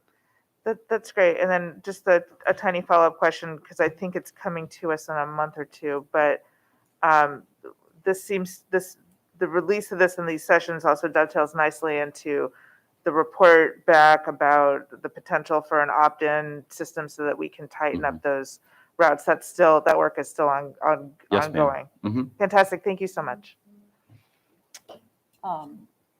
Ms. Ellis and then Ms. Corkadell. Thank you, Dr. Tobin. Thank you for the update, Mr. Cheknovich. This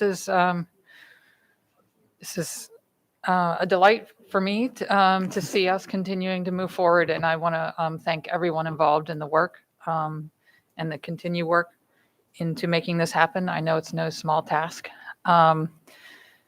So this does not make Anne Arundel County a leader in the nation. There have been many, many districts across the nation that have already made this change, but it makes Anne Arundel County, without a doubt, a leader in the state in making this change. And I just want to ask a couple of questions.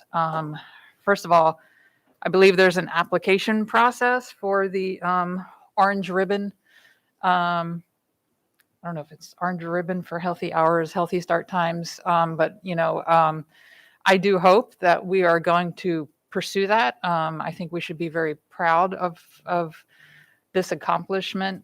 So I guess I have a question about that. First of all, are we applying for the orange ribbon? And as far as the public forums, as we heard earlier, that includes these forums should include the necessity of healthy school start times, the consequences of chronic sleep deprivation, and the health and safety impact of aligning school start times with adolescent sleep patterns. In other words, the education piece is a very important part of it for our public. So can you speak to that?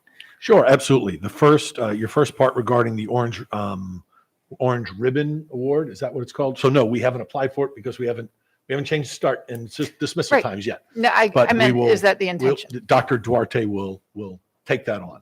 He is the project manager. Regarding your second question, what I would suggest, my anticipation is that that the board members at the beginning of each of your community town halls on this issue, whatever we decide to call in these community gatherings, is that will be your responsibility. That will be, you'll undertake the why, which are the three, you just mentioned three things. But you would undertake the why as to the board contemplating and then ultimately making this decision. And then the staff will take on, Dr. Duarte will take on so how, right? How is this now being implemented? But those are all the whys as to this board making the decision to change start and dismissal times. And I would leave that to the board to craft the language so that it is consistent across each of your town halls or community gatherings by district.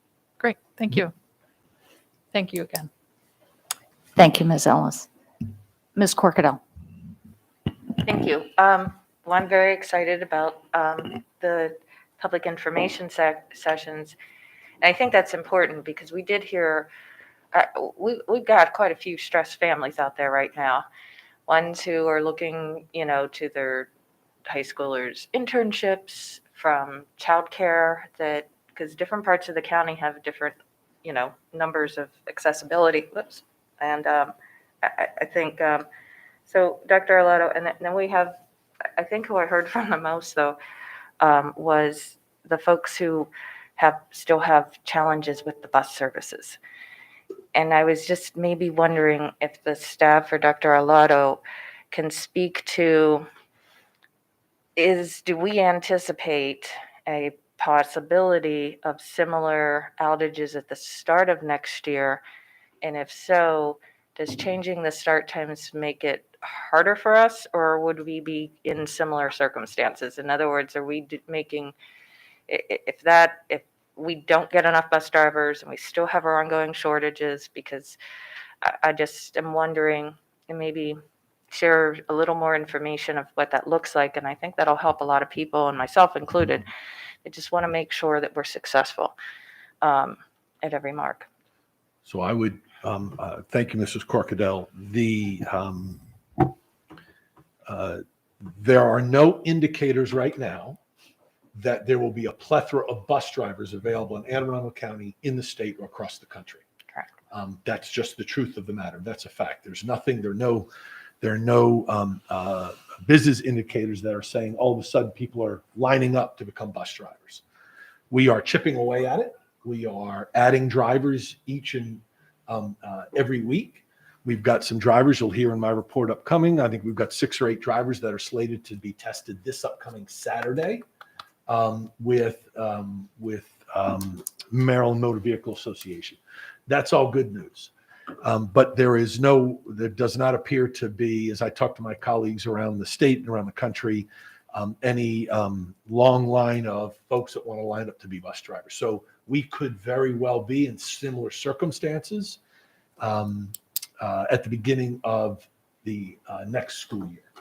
That could be exacerbated by this process, by moving to new start and dismissal times, because as you'll remember, when Dr. Prieto from Prismatic was last with us, one of the things that she said was that at that time, they were still 46 buses away from reaching cost neutral, which was one of the requests of this board. One of the parameters was work to a cost neutral basis. And at that time, they were still 46 buses away from reaching cost neutral. That's what Dr. Prieto and her team is Prismatic, along with Mr. Shaknovich and his team in our transportation division, have been meeting weekly for several months now. Every Friday they meet to work on individual routes and clusters to try and whittle that down from 46 buses down to 0.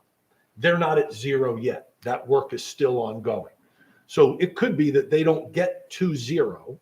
That could mean we need some additional buses to make the start and dismissal times work, which means if you need more buses, what do you need? You need more drivers, right? And so I give you a long-winded answer to say it could be exacerbated. I think the team is pretty optimistic that they're going to be able to work with Prismatic and continue to whittle down as Dr. Prieto presented to you. But remember, it was at 46 when she was last with you. And the teams continue to work to get to that cost neutral basis. And so encounter any catastrophic conditions that make it completely unfeasible, you would, in our course of our updates and everything like that, we would receive that information, or if something else happens budgetarily or otherwise that so that we could identify and reassess, right? Yes, ma'am. I don't, not to, no pun intended, but if it takes a sharp right-hand turn during the planning process, we will certainly. Okay. Well, I'm just asking because in part, there is this, change, and we've gone through a lot of change and stuff, and there's a lot of just trepidation there. And we made a decision. We are following through it, and it is sounding like we are tackling those obstacles one at a time, methodologically. Yeah, well, I'll just skip that word altogether. It's getting lunchtime, but just thank you very much. And I think it's obvious that the board's going to continue to stay updated on this and such. So I guess in like March, April, minus the town hall stuff and the logistics, that's when we would probably get a report like this, I presume. Sure. We will continue to update the board. We're going to now, with the release this week of the start and dismissal times, I think that's what parents want most, because then they can begin to plan. It also then gives us information that we can go out, that's solid information that we go out and share with all of our partners, the daycare centers, the businesses, the internship coordinators, those folks. That's the information we can get to them so they can begin to make adjustments. Keeping in mind, and I say this to you because you know it, and you said it when you as a board made the decision, I'm going to say it to the public that's listening in general, for those that are listening, is while we want to seek some input to see where the concerns are, these times aren't changing, right? Board made a decision, these times are these times. And so now we're going to ask others to make adjustments, because this has been the board's decision. This is the board's adjustment to the start and dismissal times. We are not now going to debate or contemplate moving them one way or the other. These are now the solidified times based on the parameters this board fed Prismatic and our transportation team. Oh, of course, because the SAC teams need to start planning. Right. Yes, ma'am. I just want to make sure that I said that internships. publicly. Yeah, this is that magic time, and I think that ship would have had to sail in December if there were any correction courses to be made. Okay, thank you. Ms. Omasori. Just want to say thank you very much, Mr. Cheknova, for all the work that you've been doing when it comes to this. We know it's not easy, especially such a monumental shift for the school system. So you spoke about less stops per neighborhood. Can you give any insight as to how we determine what stops or what areas the county will experience less stops, or will that happen across the board? So it will generally happen across the board. And I'll give you a very simple example. There may be a small neighborhood or community in Miss Missouri that's in the shape of a U, and the U is kind of connected to like the main road that goes past the neighborhood.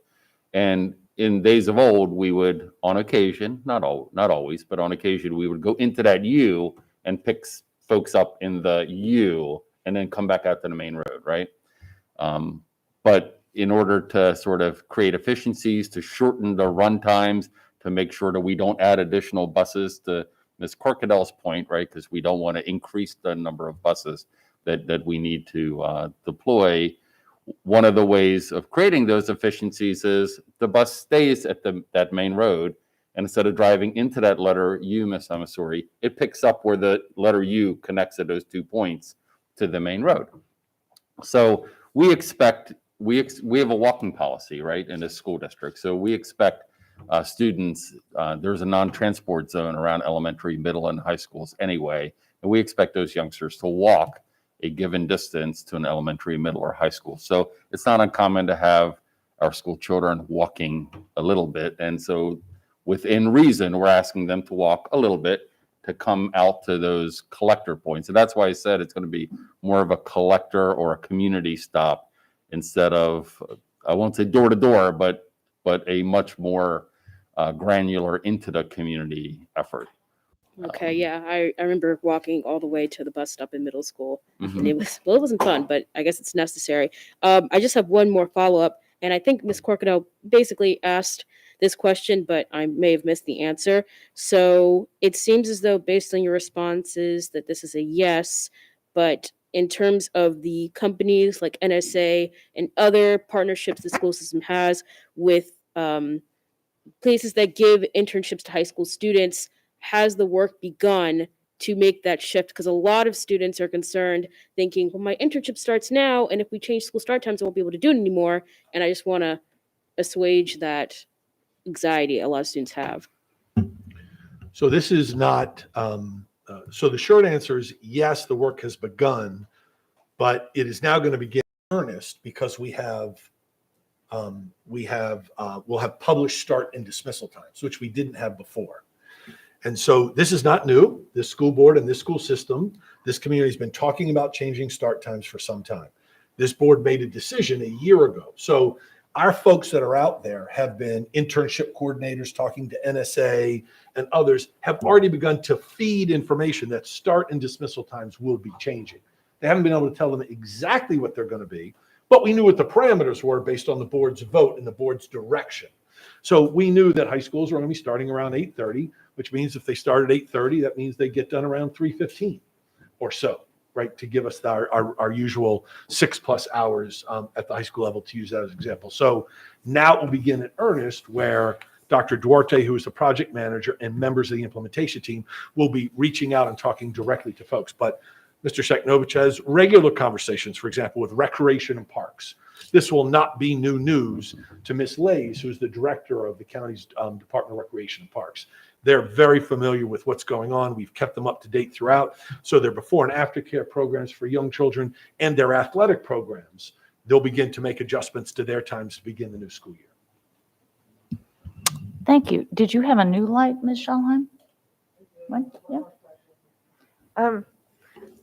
I hadn't heard the 46 bus number before. I'd heard the 32 bus number, and remembering that, there was a difference between cost neutrality for changing start times and managing overcrowding, that existing overcrowding. But that's neither here nor there. Where are we at now with the cost neutrality piece? Certainly. So Dr. Prieta did twice through numbers out, Michelle. We started out actually north of about 60 buses short. The first time she really dove into it and addressed it. When she was last year, as Dr. Arlotto indicated, they'd sort of she's used the word grind down, right? So they had, at that time, which was back in the fall, they sort of ground down to that mid-40s level. They were at 40 a few weeks ago, and they're continuing to descend. Again, the goal is to get to 0. So we're sort of, again, as Dr. Lotto said, this is, the macro is kind of done, but now it's really down to the micro. And I think it's important for everybody to understand that, we here have been talking about, the start and dismissal times of the comprehensive schools, right? Yep. But the school district does a lot of other work.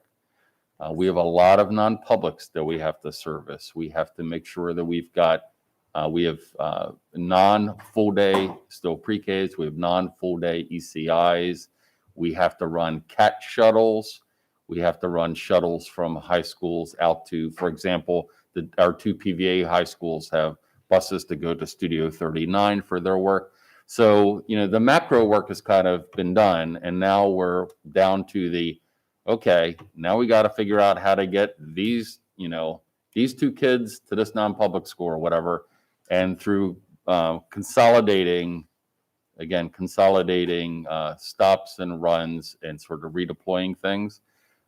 Another good piece of news was that the state board, we had buses set aside for non-public runs. The state board just this Tuesday finalized the regulation. We were kind of hoping and counting for that, but we didn't really buy it until we saw it in real life. It actually passed on Tuesday. So now we have to work with, depending on the action of this board, with the adoption of the budget and with hopefully some positive news from the county that will free up yet additional buses. So, we talked about 8 vans, I believe, is Yes. the budget recommendation, at least by the superintendent. That alone will free up 8 more. So those are the various ways that those counts will continue to tick down. And again, our commitment is to do our level best to tick it down to 0, because cost neutral was the operational guidance that was provided to us. Fantastic. So that work with Prismatic is still ongoing then? Every week, Okay, going great. on right now in preparation for a meeting this Friday. Thank you. So. Thank you, Mr. Sheknovich. If I may take a moment just to ask a tangentially related regulations question. I believe you told another gathering at the beginning of January that we had recently heard from the federal level that there was a willingness to waive a certain aspect of the bus driver's license, the under the hood section, I believe. Yes, Have you heard anything further about Maryland acting on that? Yes. Sure, I was going to, I'll now erase that from my report that's upcoming because. Apologies. Once again, so the answer is yes, that federal waiver that was put out to the states was adopted by Maryland Department of Transportation, and that is now, it is now an option for those drivers. And those drivers that will be tested on Saturday, as a matter of fact, will be the first they'll get that option. They'll have the ability to opt out of the under the hood portion of the assessment. Great. Excellent. Hopefully that will give us a little more wiggle room. So, well, thank you. I see no more lights. Thank you, Mr. Sheknovich, for your update. We will look forward to an update at a next appropriate time. And thank you very much. We are going to move on to the reports section. 5.01 President's Report. I don't have a report for today. So I will move on to 5.02, the Policy Committee Report. Ms. Dent. Thank you, Madam President. I'm happy to report that we had a very positive meeting yesterday on the Policy Committee. We did go over 3 policies, board evaluation, public comments at the board meetings, and also the emergency plans. I want to highlight specifically the emergency plan, which did have a lot of great feedback. So thank Anne Arundel County Emergency Management for their not only reviewing it, but providing us some sage feedback. We have discussed it internally, and so that policy will be getting ready to go back to the policy cycle for the second reading. With the BOE public comments and the board evaluation, we will at the next meeting have a first reading of those policies. And so if the board members have any questions during that, please get them to me beforehand so that we can make sure we have them in the next policy committee. And if you do have any strong input, you are welcome and invited to attend the next policy meeting. Thank you. Thank you, Ms. Dent. Item 5.03, do we have a, yes, there we go, the PTA report. President Tobin, Vice President Silkworth, Dr. Alano, board members and guests. My name is Mallory LaFawn, President of the Anne Arundel County Council of PTAs. AACC PTA participated in the National PTA Reflections Art Program. We are proud to announce the winners. Primary Literature, first place Charlotte Reeder. Intermediate Literature, first place Laird Olson. Second place Miles Kuchner, and third place Miley Young. Primary Visual Arts, first place Pearl Olson, second place Zoe Hyder, and third place Saren Kuchner. Intermediate Visual Arts, first place Rachel Knob, second place Theodore Horn, and third place Ryder Olson. Sandra Horn received a participation award for Intermediate Visual Arts. Intermediate Dance Choreography, first place Lila Grace Rorda. A big shout out to South Shore Elementary and Wall Chapel Elementary for all of their submissions. The winning artwork will be displayed at the Parham Building and the Odington Library throughout the months of February and March. Dates will be posted on our Facebook page. The winners will move forward to Free State PTA for judging at the state level. Congratulations to all Reflections winners and participants. Every year, AACC PTA awards $1,000 scholarships to 2 deserving Anne Arundel County Public School seniors. The 2021-2022 AACC PTA scholarship application is now available online at our website, www.aaccpta.org/scholarships, and at each high school. The scholarships are the Kenneth Lawson Scholarship, which is awarded to a high school graduate who's planning to pursue a career involved with the field of education, and the Phoebe Apperson Hurst Scholarship, which is awarded to a high school graduate who's planning to attend a 2 or 4 year college or university and/or a private trade or technical institute. All scholarship applications are due March 25th, 2022. Our next AACC PTA meeting is Monday, February 14th at 5:30 p.m. We will be talking to a representative from the Healthy School Meals for All Maryland Coalition to discuss continuing to provide healthy school meals to all students at no cost. We will also be talking to members of the Free State PTA Governance Committee about the new bylaws template and submission process. This meeting will be virtual with registration links on our Facebook page prior to the 14th. As always, thank you for this opportunity to speak with the Board of Education, and I also continue to encourage everyone listening to join your local PTA. Your support helps the PTA support our school community and advocate for our students, families, and teachers. Thank you. Thank you. Okay. Item 5.04, Superintendent's Report, School Operations.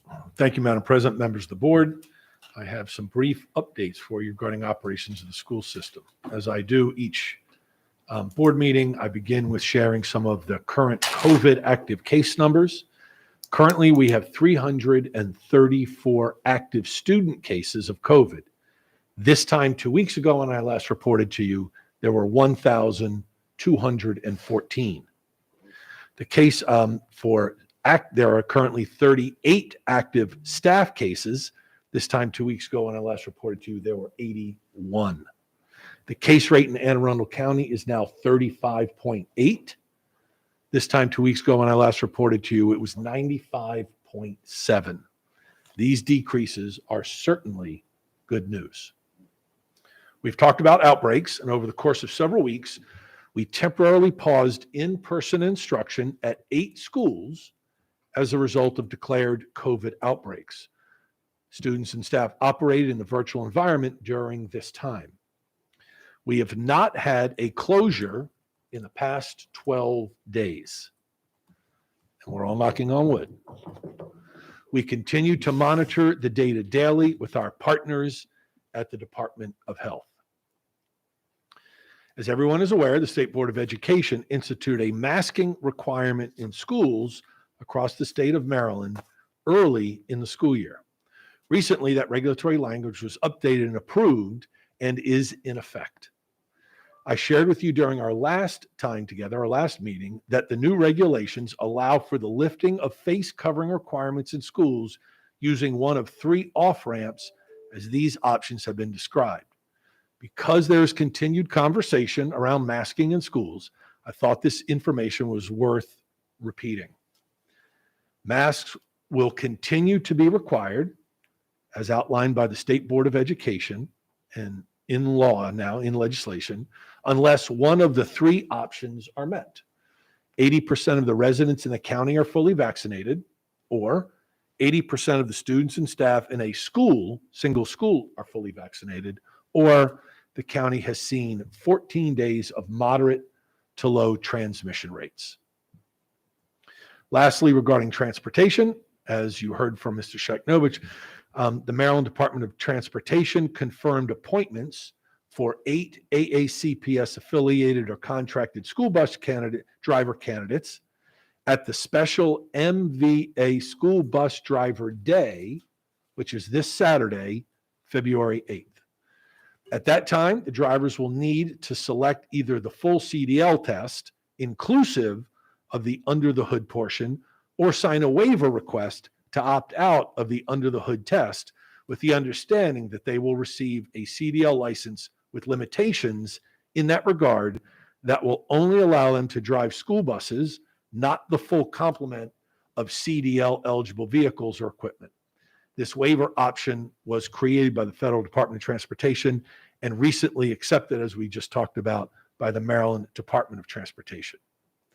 We have seen a steady decrease in the no service counts as new drivers are onboarded, but more significantly, the overall number of COVID-related quarantine drivers appears to be decreasing. Yesterday, there were 20 no service buses, either morning or afternoon runs total. Of those, 11 buses were both AM and PM runs. And with that, I'll conclude my remarks, Madam President. Dr. Olato, thank you. Ms. Scholheim. Gosh, I must be quick on the button today. Thank you for your update as always. Do we know what the standard is? And or can you just point me in the right direction of what is considered moderate or low transmission? Do you happen to know that? So I can point you in the direction of the CDC website. Okay. So if you go on to the CDC website and they under and go and within their site, and you look up transmission rates, a map of the United States will come up, and there'll be a pull-down menu for you to say Maryland. Once you, in that pull-down menu, declare Maryland, it will then ask you for which county. It will then pull to Anne Arundel County, and it will highlight on the map by color and number what and description where we are at high, substantial, high, moderate, or low. And it's important that, and I appreciate the question, Mrs. Scholheim, in the state's order and change in the regulatory language, that moderate to low transmission rate for 14 consecutive days also has the caveat as reported by the CDC. So not as reported by MDH or as reported by your local health department, as reported by the CDC. Okay, that's good to know. But it is up on their website, and you can pull down an interactive map. Okay, thank you for that. I appreciate that. My second question is regarding like COVID, vaccine attestation. Say that 5 times fast. And obviously, if one of the options for an off ramp is the 80%, then that voluntary attestation is coming to all schools if it hasn't already. Is that my understanding? So it is not coming to all schools, and it has not been asked for yet. Okay. Is that in the So we don't collect that data. We only collect mandatory vaccination data on students as prescribed by Maryland by COMAR. And so this is a question I have brought to this board, and my colleagues around the state are asking the same thing. With this new regulatory language, we would anticipate as superintendents that MSDE will give us a mechanism by which we will then have the attestation or confirmed vaccination status of the students. There is a database that is maintained in each state and a federal database that houses that information. So it doesn't have to be an attestation. It is the confirmed vaccination status of individuals that have been vaccinated. We have asked for access to that so that we could merge those files with school files and make a determination on percentage. So those are things that we may or may not get access to that database. It's not something that we normally access. It's called the CRISP. We may or may not get access to it, but we are working both with Dr. Kalyana Raman and his team for a way to determine vaccination status at the individual school level. And I'm working with the other superintendents around the state on the same issue. Great. Thank you so much. Sure. Appreciate it. Yes, ma'am. Ms. Frank and then Ms. Corkadell. Okay, thank you. I'm trying to get my CDC transmission rate to load as we're talking, and it's not. So I wish I had that a little bit sooner, just to check it out. If we get to a low or moderate transmission rate and the masking requirement sunsets essentially, and then we go back into a high transmission rate, what will happen then? According to the regulatory language, if we then have 14 days of high transmission rate, then we go back to wearing masks. That's stated in the regulatory language. And we could just flip-flop until 23. Or until the law changes. Yeah. But yes, that's the language in the regulation. Okay. And then the 80% county vaccination threshold, is that for all county residents or all county residents who are eligible for vaccination?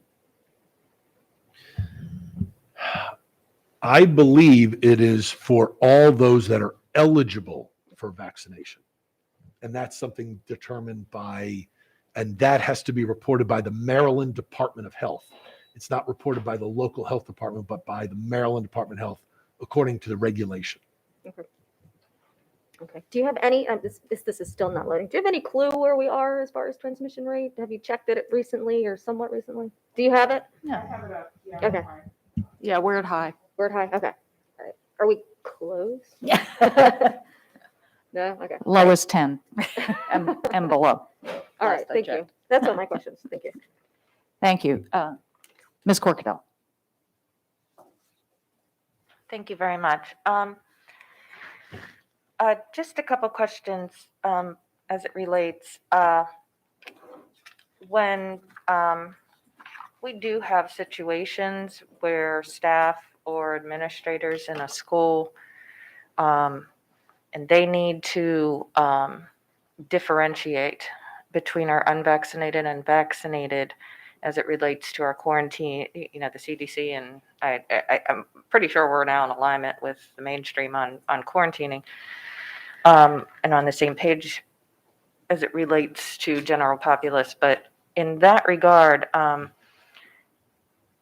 could you go over the data safety component of that so that, especially in elementary schools where children may not have the comfort zone of the right words to express concerns or otherwise to ensure that those children do not have a unvaxxed label?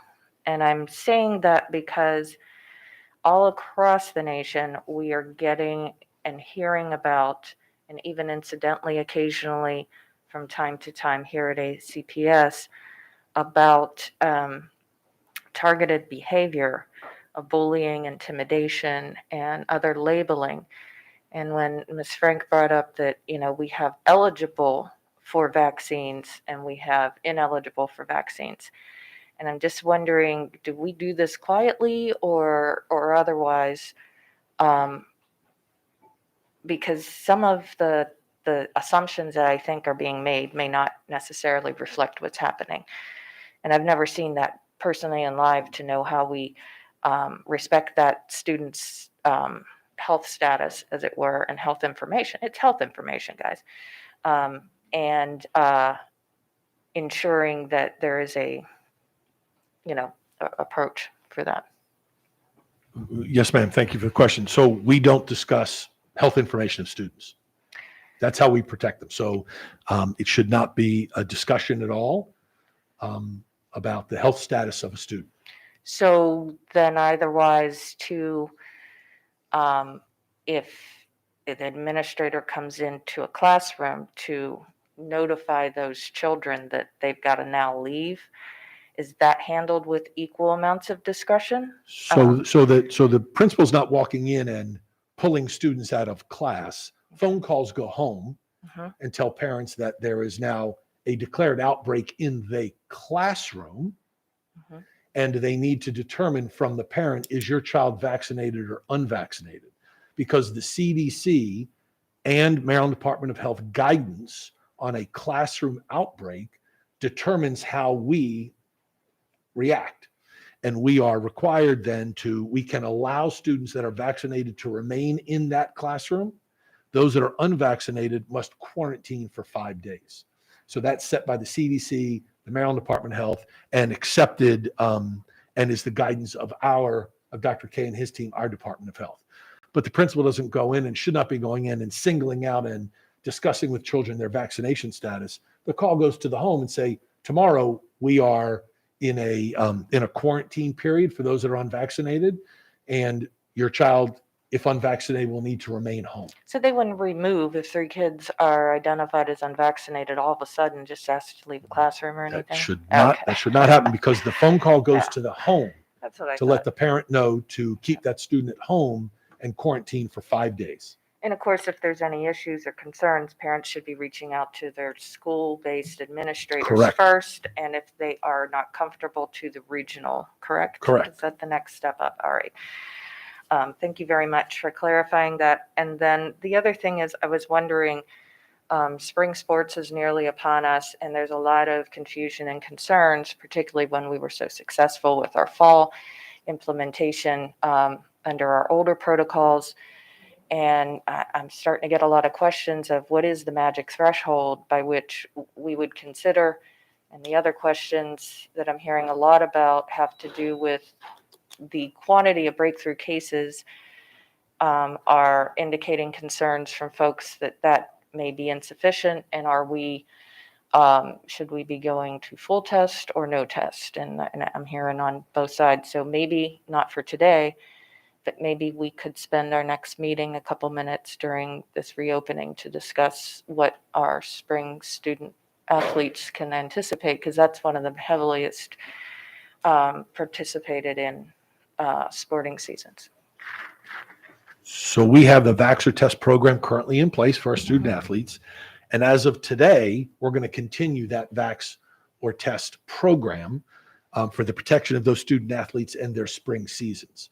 We're in constant contact, as you well know, with Dr. K. We have had this conversation with Dr. K. At this time, he is recommending that we continue that program to protect those students. But we'll watch the numbers closely. We're still a month away from the beginning of spring athletics, and so we'll continue to watch that closely.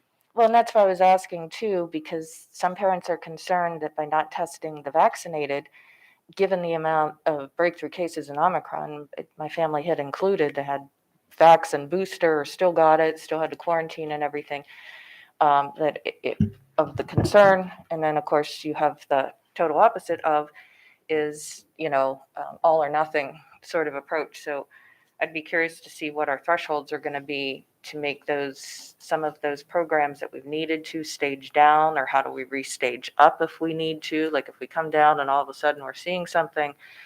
But I would look forward to a more focused conversation on our athletics. And we know that the positive impacts to our students who participate in over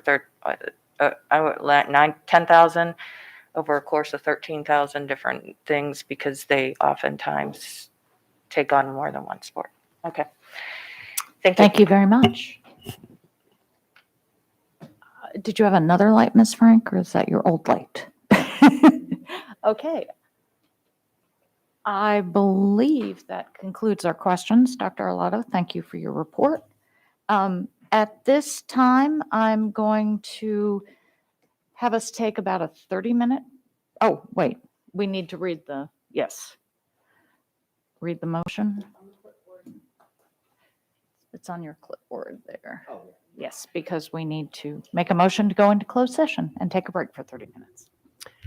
Madam President, I move that the board go into closed session to consult with counsel to obtain legal advice on a legal matter and to conduct collective bargaining negotiations or consider matters that relate to the negotiations. I second. Do we have consensus? Thank you. We'll be back in 30 minutes.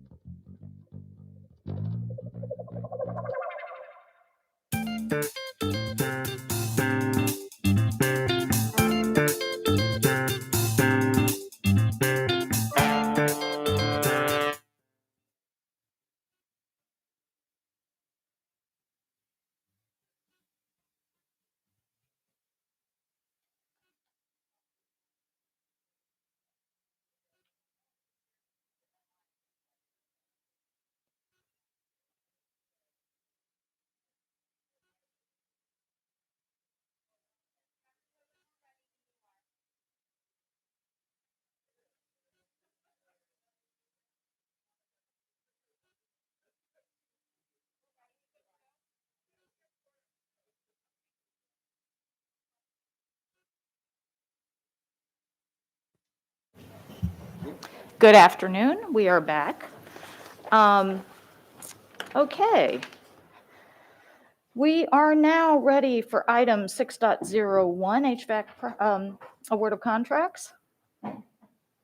Dr. Arlotto. Oh, fantastic. Thank you, Madam President. I recommend the board authorize the award of, the Board of Education authorize the award of contract number 22-204 for HVAC products, installation, and services as outlined on the yellow sheet and on your agenda before you. So moved. Second. Shall we vote, Ms. Howe? Ms. Frank? Aye. Ms. Ellis? Aye. Ms. Corkadell? Aye. Ms. Schallheim? Aye. Ms. Dent? Aye. Ms. Omasore? Aye. Mr. Silkworth? Aye. Dr. Tobin? Aye. Motion passes 8-0. Thank you. Okay, we move on to item 7.01, administrative personnel appointments. Dr. Arlotto. Thank you, Madam President. I recommend board approval of the personnel listed on the attached sheet be promoted and or appointed. So moved. Ms. Howe? Ms. Frank? Aye. Ms. Ellis? Aye. Ms. Corkadell? Aye. Ms. Schallheim? Aye. Ms. Dent? Aye. Ms. Omasore? Aye. Mr. Silkworth? Aye. Dr. Tobin? Aye. Motion passes 8-0. Thank you. Item 7.02, personnel. Dr. Arlotto. Thank you, Madam President. I recommend that the board approve the actions as stipulated on the attached sheets. So moved. Ms. Howe? Ms. Frank? Aye. Ms. Ellis? Aye. Ms. Corkadell? Aye. Ms. Schallheim? Aye. Ms. Dent? Aye. Ms. Omasore? Aye. Mr. Silkworth? Aye. Dr. Tobin? Aye. Motion passes 8-0. Thank you. Moving on to item 7.03, new course approvals. Dr. Arlotto. Thank you, Madam President, members of the board. As always, we're delighted to bring new courses to you, and I recommend approval of these courses beginning in the 2023-2024 school year as noted. So moved. Second. Good afternoon. Good afternoon, Dr. Arlotto, members of the board. For the record, I'm Jeff Haney. I am the Senior Manager of Student Data. You are accustomed to seeing Mr. Lee, and Mr. Lee retired 2 days ago after 32 years of service in Anne Arundel County Public Schools. So I am stepping in his place because I have had the honor of co-chairing the Grading and Transcript Committee with him for the last several years. So I have a team of people who are here who will introduce themselves as well. Thank you. Hi, good afternoon. My name is Eve Case. I'm the coordinator for social studies. You're on. How do you do? Oh, Jaden Ferris, student, he, him, his, and I'm the author of the LGBTQ plus studies course. Okay. So we do not have a presentation, but we are here to answer any questions that you may have. Okay, I see lots of lights. I think Mr. Silkworth? No, that's all. Ms. Schallheim? Yes. Thank you for bringing these to us. Delighted to see them. Want to confirm that they are both electives and that they will both be available in all high schools next year. Is that correct? Yeah, thank you, Ms. Schallheim. They will not be available next year Oh, sorry. But they will be available for the 23-24 school year Right. at all high schools. They are elective courses and they are quarter courses. Fantastic. So, so just to reiterate, all high schools elective 23, 24. Yes, ma'am. Okay. I applaud you, all of you, for bringing these to us, and for everyone out there who might not have appreciated these like I do. These are electives. You may opt to take them and to avail yourself of the wonderful content therein, or not. And I just appreciate and applaud you all for bringing them to us. Thank you. Thank you. Ms. Ellis, is your light on? Yes. You've gotten used to asking me because. Yeah, just checking. Hi, thank you for coming before us today. Thank you for the work that you put into this. A couple questions. I mean, I think one of them was clarified. I heard concerns about that this was actually put in course selections for next year prior to approval, but that's not the case. This is for the following year. And this will be available at all high schools at that time. I have a question about the writing of the curriculum. And Mr. Ferris, thank you for being here today. Can you describe that process a little more? How the curriculum was or is it being developed or? Sure, yeah. So the official curriculum development has not started yet. The process begins with a proposal, which is sent through to the Grading and Transcript Committee with several pieces included, including a scope and sequence, which kind of outlines what the course would be comprised of, aligned to standards, and including a assessment plan, but not including the actual curriculum or the actual assessments. And that's our general procedure for all courses. Once the courses get approved, then we go through the procedure of recruiting a curriculum committee, and that curriculum committee would be made up of teachers. It would be made up of other stakeholders within the Anne Arundel County Public Schools community. It could be made up of parents and students. We also look to collaborate with community organizations and try to collaborate with local academic scholars at some of our colleges and universities. And so part of that committee work is really looking at that scope and sequence document, determining the standards alignment, determining materials of instruction that will be utilized, looking at what's already been approved because we have a wide variety of resources that we pay for in Anne Arundel County Public Schools, and also those that we've already approved that contain content that would be appropriate to either of these courses. And then with that team, we highlight best practices that are utilized in terms of teaching and learning with strategies that come from places like AVID. And then we write that curriculum together as a team. It is vetted. We work with an equity liaison. We usually work with a special ed specialist called the LSS. Typically, we have an arts integration component as well. So there's a lot of hands that go into the actual curriculum writing process. That will start typically around the beginning of next school year. So the fall of 22, we would look at completion, in the summer of 23 for a rollout in fall of 23. Okay, that's helpful. Thank you. And so this is available to students at all grade levels only in high school? Correct. Okay. All right. Thank you. Thank you. Ms. Corkadell. So just a couple quick questions here. Getting the clarification on 2023 is huge because I was a little concerned about staff bandwidth and some facilities, but it sounds like that's far enough out. I would be curious to hear some of the plans for our other historically marginalized groups as to their progress, such as folks in our Latino community, for example, our API community, and other plans, because I support the idea of us expanding our civics offerings. Being a political science major with a couple minors, I can tell you that there's benefit to reading and understanding about everything.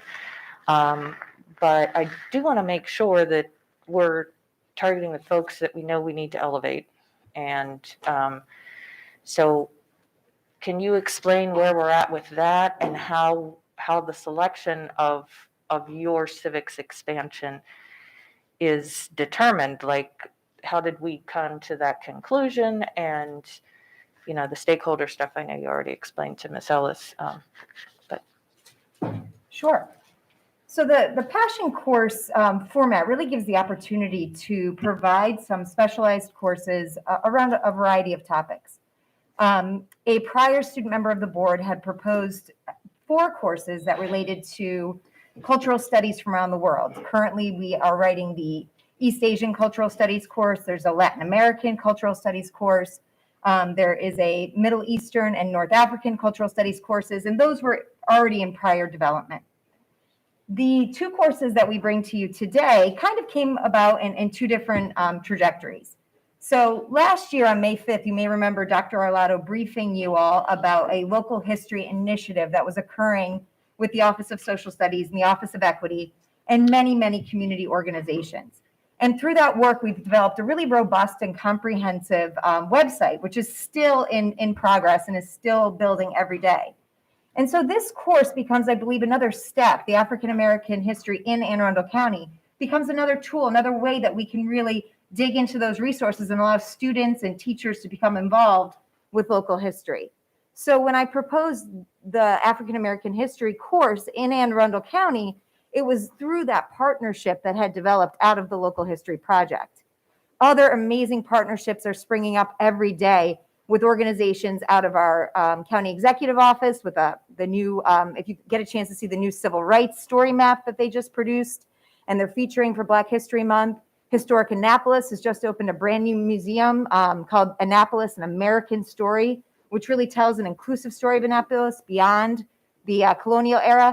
So I think all of these pieces have come together to allow for some really rich, dynamic content that honestly can't be covered in a quarter, but it's going to give the opportunity to start and spark that interest that students can continue. In terms of the LGBTQ+ course, I'll turn it over to Jaden, because Jaden was the individual that proposed the course, which is really what's so cool about our course proposal process. Jaden, as a stakeholder, as a student, was able to initiate that movement. Yeah, so back in September, I emailed Ms. Batten to inquire about how the process and even proposing a course. So she sent me to Mr. Lee, the former director of curriculum. We met a few times.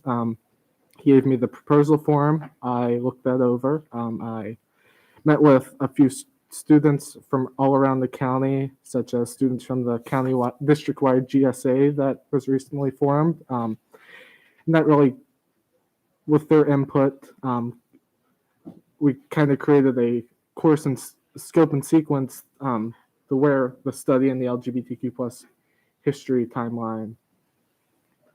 Okay, and just as a follow-up, so the other ones, and that's kind of, I'm glad you brought up our former board member, because that's where I was going at with it. Because I know we were working diligently on that. Are those completed that we're now moving on to these, or was our API and Latino history tabled for this, or how does this work? So it was not, because that should have been like already done. If that's Well, we're going that- on 2 years ago, and this is newer. happening. Yeah, and that's Okay. happening in phases. And both the East Asian studies and the Latin American studies, those were in the program of study for this year. They were not running in any schools, so the curriculum will be ready for if they run in the fall at any schools. The Middle Eastern studies, which included North Africa, is kind of still on the table and would be picked up for this curriculum cycle, which starts around this time. So typically we run a curriculum academy that begins around February and runs through with writing and editing, and second looks runs through August. In terms of other groups and other courses, I think that this process is ongoing. And through making the frames for quarter credit courses, it allows us, I think, to set up some sustainable structures that we could utilize with lots of different content. So I don't think that by creating these courses, we are trying to be exclusive of any other histories or being able to feature other groups of individuals, I think it's really laying a pathwork and a groundwork to say, what comes next? What do we offer for our students? Or is there an offering beyond the ones we have where students are doing some self-guided study and diving in with a bevy of curated resources into areas of interest? I'm not sure, but I think that this is a great first step in terms of how we look at local history and we look at a history of a traditionally marginalized community in terms of our LGBTQ+. Okay, and then just one more quick follow-up, Madam President, just, so the term, the decision to, of the regions that you're talking about, what was the thought process behind, instead of that API category, which includes our Pacific Island rims, East Asia doesn't have that implication necessary? Was there a reason why we are limiting that scope, or why we wouldn't be, is there or North Africa versus South Africa? I'm kind of, I'm a little confused on why we're North Africa and the Middle East would be grouped together in terms of a regional piece. With East Asia, there was a focus, I think specifically that was looking at the arts and spoken language culture, but I actually was not a part of those proposals, but I'm happy to go back and take a look to see what the original context was. I believe that the student member of the board had made those proposals and worked with other members of the team. Yeah, I'm just wondering, because a little bit of terminology's changed, and I know even boards of education are looking to add language even into our bylaws and otherwise to make sure that we recognize Okay, that group let's, adequately. But I have no further questions at this time. thank you. Thank you. Ms. Omasori? Thank you so much. So, Jaden, you've been a bit busy, haven't you? I'm not very surprised by this because I've already been talking to Jaden about this for some time, like probably for a couple months. So, but I'm not going to let you off the hook. I'm very, very surprised that not about the LGBTQ studies course, but about the African American local history course, because at our recent conference that was either 2 Saturdays ago, we actually had presentations about both these topics. One about actually the LGBTQ history course that's going on in Montgomery County, and then another one about the Tulsa Race Massacre and how that's taught in Oklahoma schools. And it made me think, well, how do we teach about Black history that pertains to Anne Arundel County? So this is kind of a bit on the nose, and I'm very glad that we're able to see it at today's meeting. Now, in regards to the LGBTQ studies course, I'm going to ask you the same question I asked at that conference. I know that you know this very well, that this identity, this community is not a monolith. And in fact, it mostly is significantly impacted by the other identities that you have. So being Black and gay is a different experience than being white and gay, or being a trans woman of color is vastly different than being a white trans person. And so I already heard you say that you have been talking to other members of this community throughout Anne Arundel County using our district-wide GSA, but I want to know how you plan to continue doing that, especially since many students don't feel comfortable to go to a GSA because they're not out to their families, but also making sure, not to like throw Krask under the bus, but making sure that the students that you're talking to aren't the kids who do all these extracurriculars and already get to have their voices heard on multiple different occasions, who are usually the victims to discrimination within our schools. What is the plan to have their input as you go through all the steps to make this course so that it's ready for the 2023-2024 school year? That's a tough one. Let me think for a second. And while Jaden thinks, I'll answer from the side of not the student voice side, which I think is really important, Ms. Amasori, and I think you've identified before in our meetings about the giving voice to the kids who don't typically have a voice, who aren't the ones loud and at meetings and participating. But one of the things that I think is really important is that as we take a look at this course, we are collaborating with scholars in the field that can help us ensure that our lens is broad, and that we're not including a monolith, that we are working with, experts in the field who have really explored the dynamic of the community in its different intersectionalities that we can include. And that's something that we certainly realize we need to do, especially given the fact that for many teachers, this is not a native field of study in terms of something they may have taken a course on in college or in their certification area. So we know that there needs to be a robust kind of wraparound in terms of the professional learning and the expertise that we bring into the process with us. Jaden, are you ready to answer? Because I have a follow-up that I could give to Ms. Case to give you some more time. Please do. That was a tough one. So I'm very glad that you spoke about how a lot of teachers who may be teaching this course don't have a background and might be uneducated, to say the least, on the topic. And I said this before at a workshop months ago in relation to how we teach about race. And I'm going to ask the same question when we teach about gender, because a lot of people, I only know this due to my own research and having family members and friends in the community, but a lot of adults, students, educators, they don't actually know what gender is. And so I'm wondering, since you're going to be consulting with academics in the field, how are you going to tackle that topic, gender theory, as a vehicle to be teaching about the history, the culture, and how gender is changing, especially in modern times? So I think we're going to have to start at a very base level in terms of what are the entry points into understanding gender theory or understanding, which I don't have a working, academic level understanding of as well. So it's something I will have to explore. But if we look at some of our partners who are teaching freshman level, 100 level courses at University of Maryland or at Anne Arundel Community College, and we dive into what are the accessibility points and how do we make this understanding apparent for all, that's where we can start with our teachers too. And I think that's really important. So I don't have a specific gender theory answer, but that's where I would go with it. I don't want to keep on stacking questions because you have other lights, but Jaden? I will be honest, I do not know. Always a perfectly good answer. Yeah, that's okay. Since I'm not going to be here once this comes out, I'm going to be pestering you on the dais and off on how you do what I just asked about. So yeah, just a forewarning.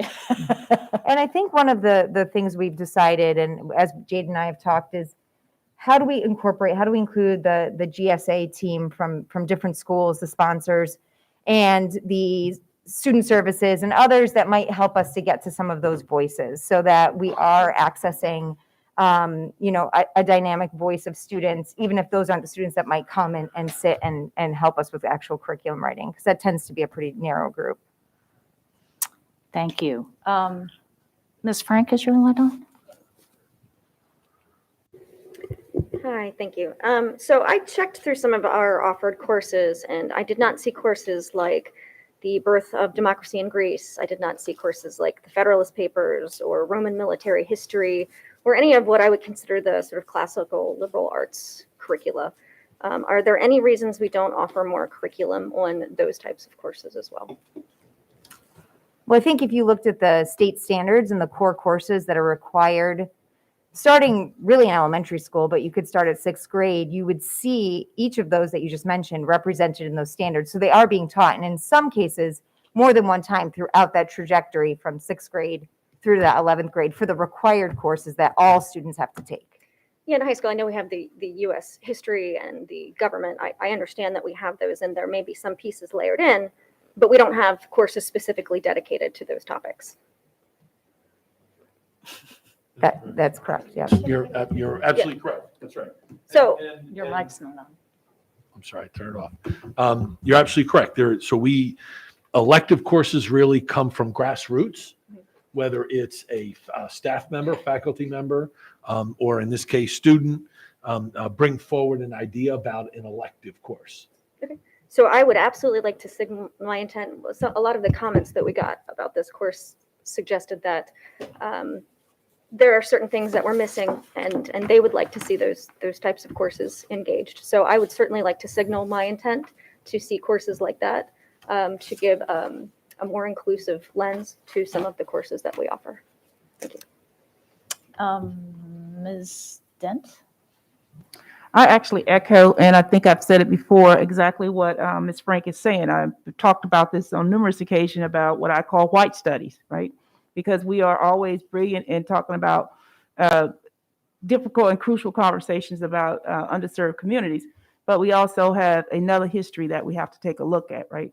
And so I do think there should be some open conversation about what does that look like, and not continue to avoid that until, the needle is turned upside down, and then we start having the conversation. But that's one. Second one is, I absolutely applaud, as I've said to Dr. Alado on numerous occasions, since I've been on the dais, that I've a total, utter respect for the curriculum and the people that put all the effort and energy into developing a curriculum, and just the long list of litany of things you said you've done just to create, these two curriculums. I can't imagine being in your position, so I appreciate everything that you all are doing. And Jade, if I was you, I would just tell Ms. sorry, yes, okay, no problem. Okay. It Thank works you, for us. Madam President. Ms. Schulheim. Sorry, I had one more question with regard to evaluating what else is out there when you get into the curriculum writing part of it. I do hope that you'll look at Montgomery County and what they have. Don't reinvent the wheel. Like, they got it going on, at least in terms of the LGBTQ plus studies course. And so I'm sure that that's already on your radar.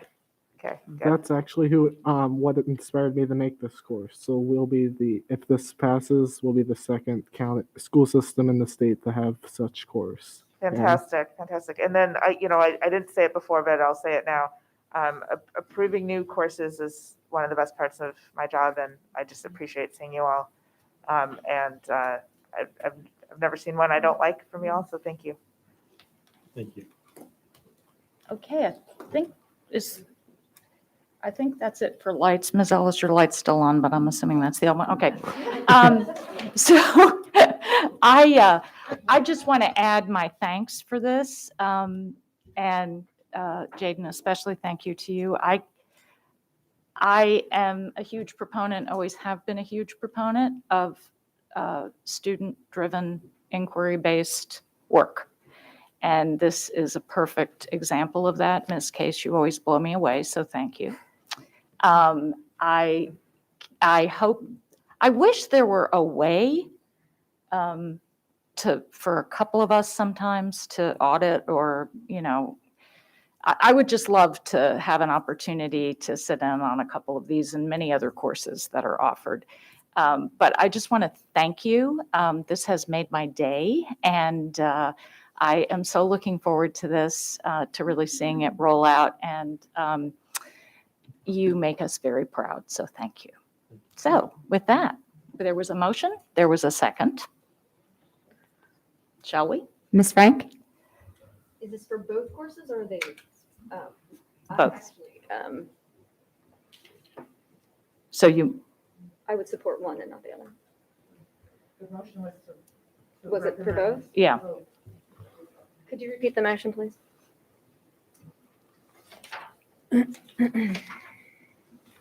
Ms. Shaw, I move to approve the superintendent's recommendation.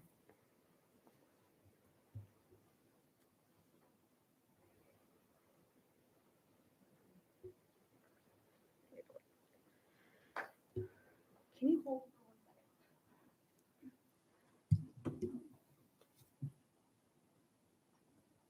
Are we able to split that? Well, the recommendation was to approve both courses. Can we amend?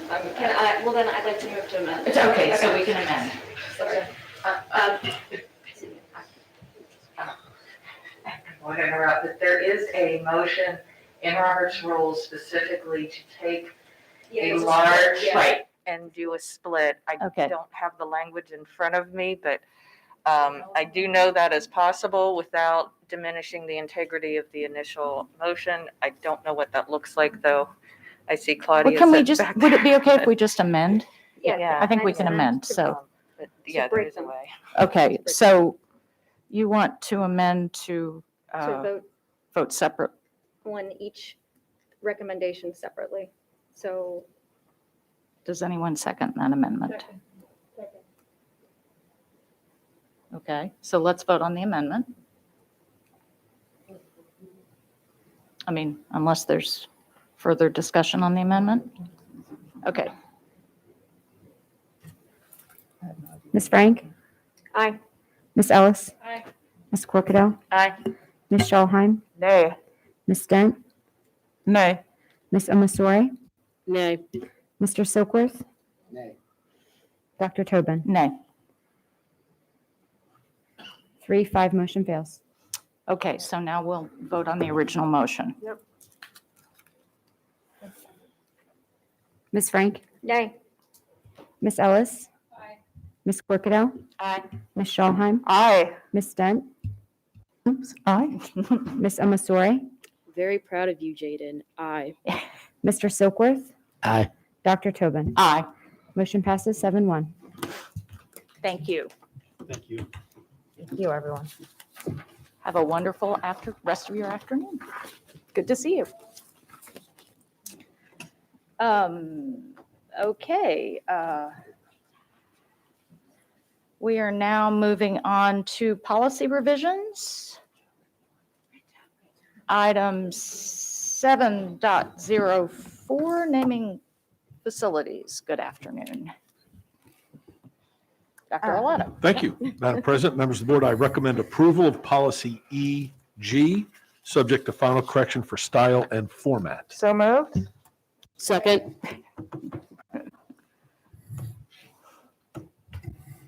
Are there any, I see no lights. Okay, I see no questions.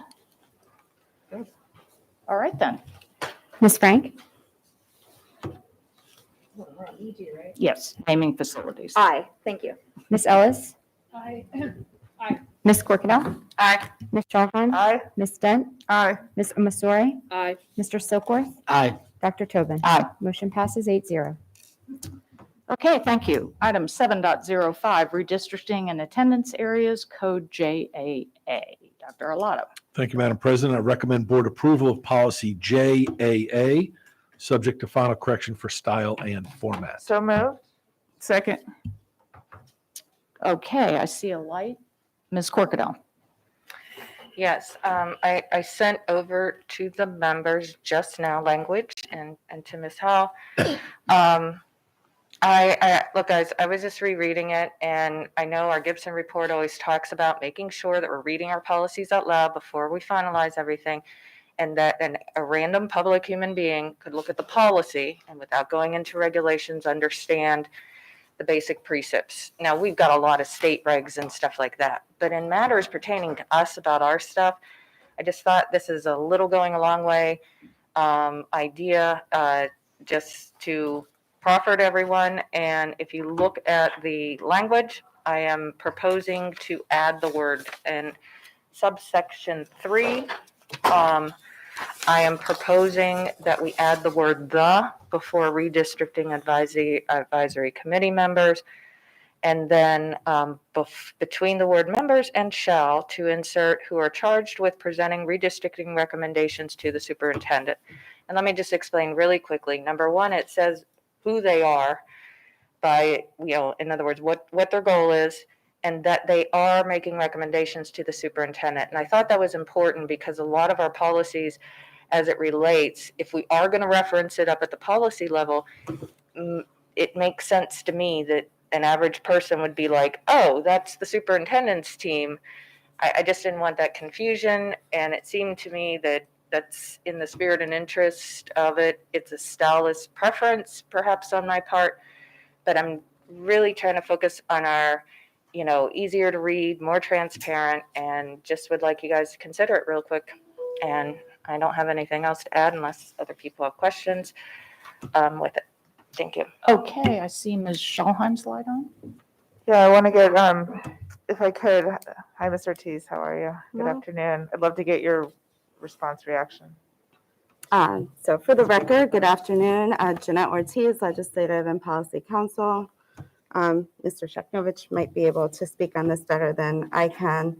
I don't think it's necessary to add the additional language to this subsection of the policy, especially given that the redistricting advisory committee is that of the superintendent and not a committee of the board. And the language is not actually accurate in what the committee does. And so given that it's a body that can be established by the superintendent with the direction of the superintendent, I definitely have concern about having more specificity in the policy as to this committee established within the purview of the superintendent's authority. I appreciate that. This is on third reader, we just got this text. I'm not sure if it was seconded or not, but it was also in committee for ages, as I understand it, 5 meetings or something. So 5 or 6. 5 or 6. So yeah, I'm not going to be in support of this. Thank you so much. Okay, Ms. Dent. I'm sorry, I just have one, I want to, so again, keep in mind that I'm new. So I thought I heard you said that the redistricting advisory committee is a committee of the superintendent? Yes, correct. Okay, can you kind of, you or either Ms. Sheknova, can you kind of walk me through what that really means? Or you, I don't really, I'm just trying to understand this. The superintendent. When we begin the process of considering a redistricting, whether on a small scale or large scale, it begins in September typically of the year that we want to make the recommendation to the board. It's in the superintendent's purview to then build a committee of stakeholders as outlined in our regulation. And those are parents of students that currently attend the schools that may or will be impacted by the possible redistricting. And so it is, then we staff that, we give them lots of data, they meet over time, and they make a recommendation to the superintendent. The superintendent then takes that recommendation, can take it directly from the committee, could alter it in some way, and then brings a recommendation to the board. The board then has several months to consider that recommendation. You'll have a series of public hearings where you'll hear from the public about those recommendations, and the board will ultimately make a decision. I'm truncating this, obviously for conversation's sake now, response sake, but you then have the ability to accept the superintendent's recommendation, reject that recommendation, come up with your own recommendations after you've heard from the public. So this committee that she's referring to is an advisory committee to the superintendent, which then starts the process of recommendations to the board. Okay, thank you, Ms. Frank. Would this be substantial enough that we would need to send it back to public comment, or will we be able to pass this policy today if this amendment were to pass? The amendment, I mean, it's defining what the committee does, which, like I said, though, that definition is actually incorrect, the language. So I would think that given that you're giving the substantive change defining what the committee is, although it's incorrect, it would go out for until the next meeting. So for another 2 weeks, in accordance with your policy setting policy, any policy that's amended on second or third reading would then go out on an additional public comment period until the following board meeting. Okay. I see your light, Ms. Corkadell, but I thought I'd wait to the end, Ms. Ellis, your light. Just real briefly, I hear some, I don't know if it's disagreement, miscommunication, whatever, about whether or not the definition is accurate, but assuming we had correct language to define what this committee does or is, that would not be a substantive change, right? It's just a clarifier, right? We're not changing the policy. It's just clarifying. I gave you my thoughts. I think saying- it would be substantive enough to go back out, but I mean, the board disagrees with that. You can, disagree with that. But okay, that's all I have. Okay, I just want to check where we are. We have a motion. Do we have a motion? Did we have a second? No, we don't have a second. Okay. Yeah, yeah, yeah. We do. we Okay, did. that's what I thought. Okay. Yes, it All was right. seconded. Ms. Corkadam.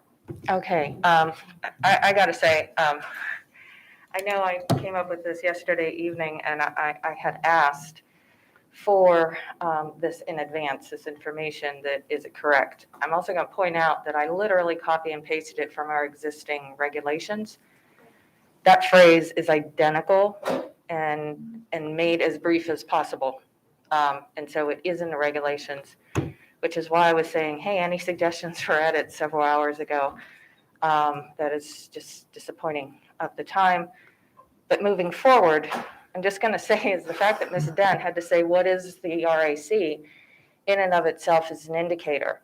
I don't understand why it would be such a big deal just to let someone who's picking up the policy and reading it know what the RAC is.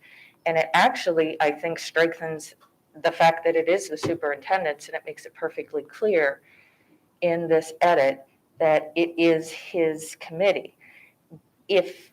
I'm only suggesting this because there's a section of our policy that is presenting an edict to the superintendent's committee.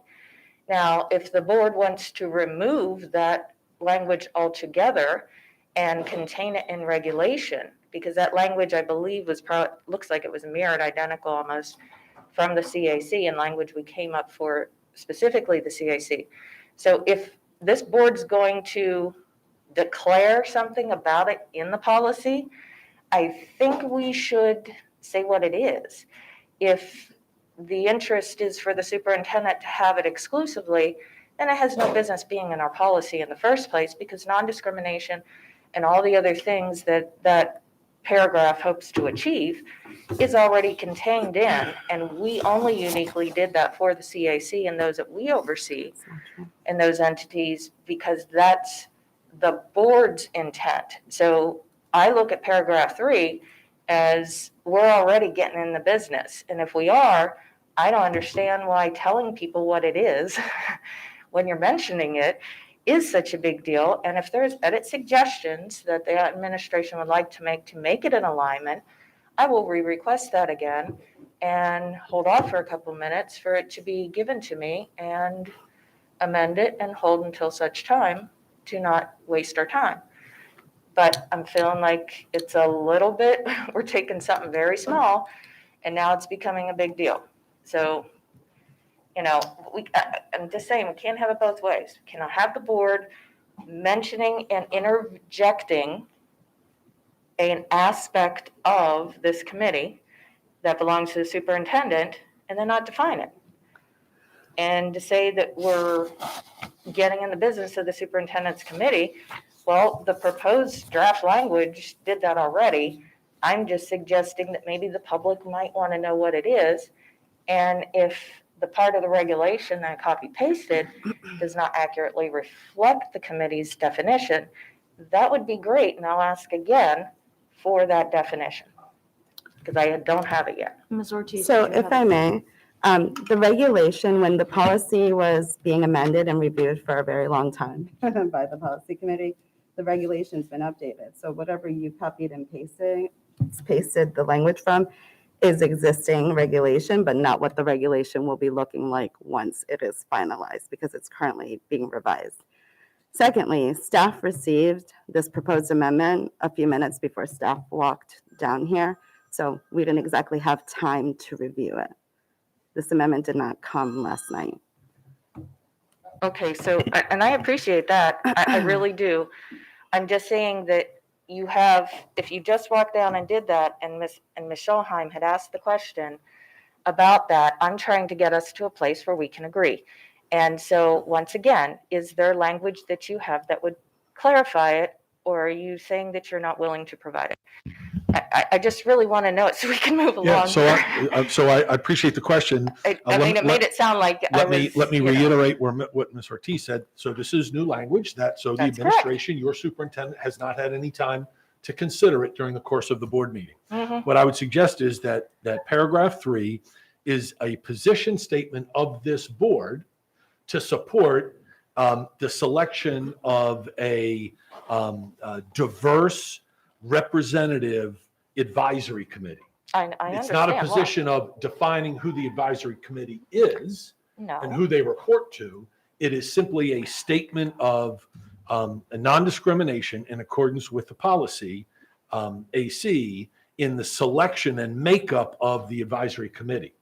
It is then in regulatory language that states clearly that the redistricting advisory committee submits a proposal to the superintendent, and that's clearly in regulation. Okay. So I don't see any reason to make a change here. so we don't think that the public doesn't know this and they're reading the policy would not benefit from a brief statement saying that it belongs to the superintendent and what they do. Right. I'm not challenging your premise. I'm asking explaining a question here. where I am. I'm not challenging your premise that if that's what the board wants to do, then the board certainly could add that language. This is your policy. So Ms. I'm still Corkadell, not I think getting language. you've that would be made your corrected. point. But I'm requesting language. I'm not getting an answer. I'm just getting. Well, first, let's vote on this. I don't want to vote on something that's not accurate. I am requesting the language of the regulation that I have not had a chance to see that Ms. Ortiz is referring to, because I'm using what's sitting on our website is what the RIC is. And if it's incorrect, can we please get the language corrected? Mr. Sheknovich. Well, if I may, so we often use the phrase, what came first, the chicken or the egg? But that is not applicable here. So in this case, in all cases, once the board settles, because we don't know what the policy is going to be. So once the board settles the policy, we then go and refine the regulation under the superintendent's authority to then align with the policy. So I just don't want to put the cart before the horse, and I'm not trying to be disrespectful at all, but the regulation has old language that's not yet been touched.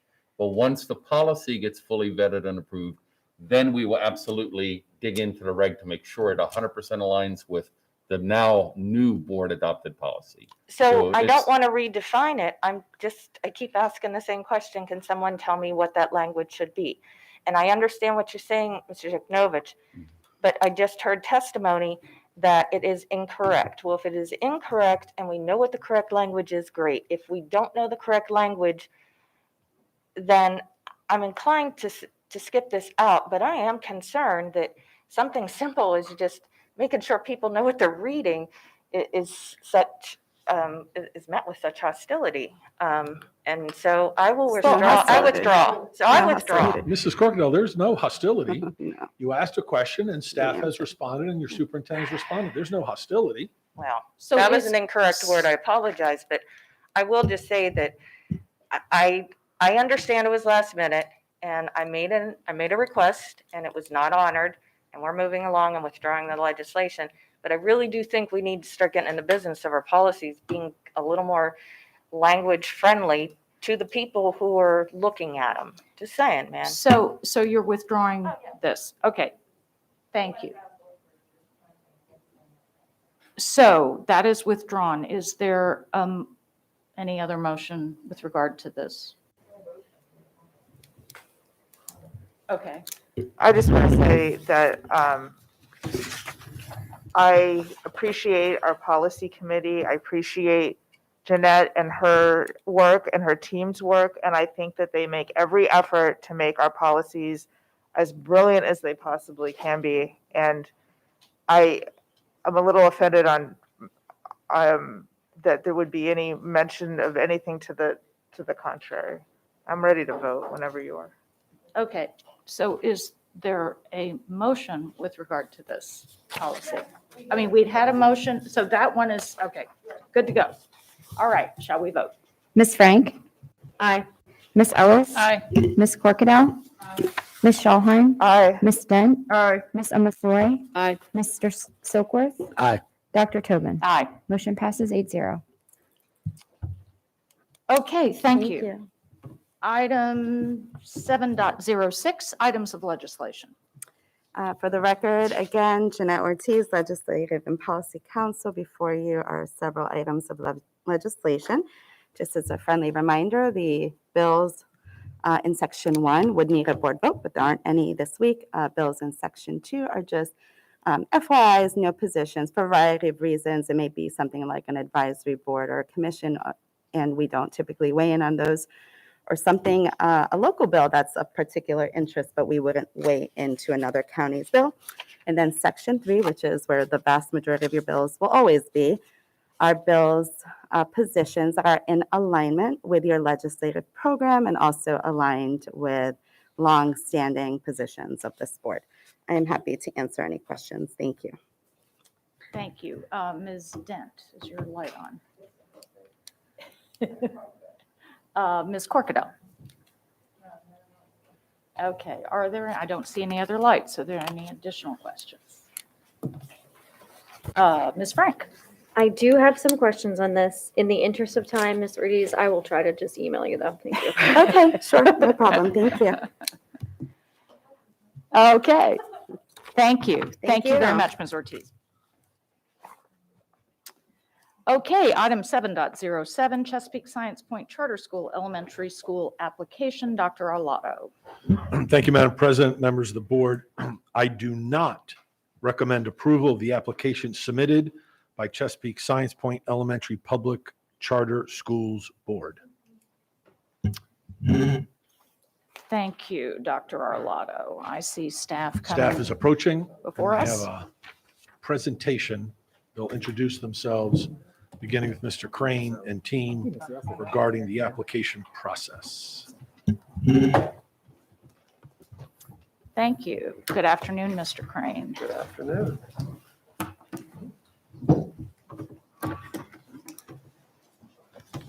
Good afternoon, President Tobin, Vice President Silkworth, members of the board, and Dr. Arlotto. For the record, my name is Pat Crane, Director of Alternative Programs, and at this time, I would like to provide an opportunity for my colleagues to introduce themselves. Okay. Sally Egan, Assistant Superintendent for Student Support Services. Good afternoon, Megan Lewis, Senior Manager, Alternative Programs. Good evening, Marquise Duarte, Director of School Performance.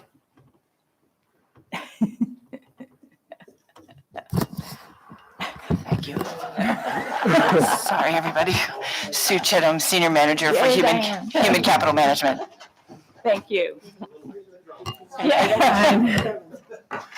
So I do want to apologize on the front end. I have a lot to present to you today, and so I apologize for all of the information that will essentially probably take up the next 15 minutes or so, but if you'll indulge me, I have a lot to get through. So I just wanted to kind of warn you on the front end that this might take a little bit of time. We appreciate the thoroughness. Thank you. Sure.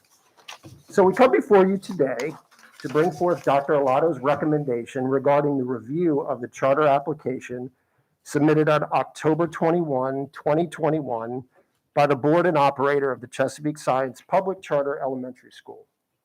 Consistent with the charter school law in the state of Maryland, the local Board of Education is the charter school authorizing body, and as such has the final decision on an approval or denial of a charter school application.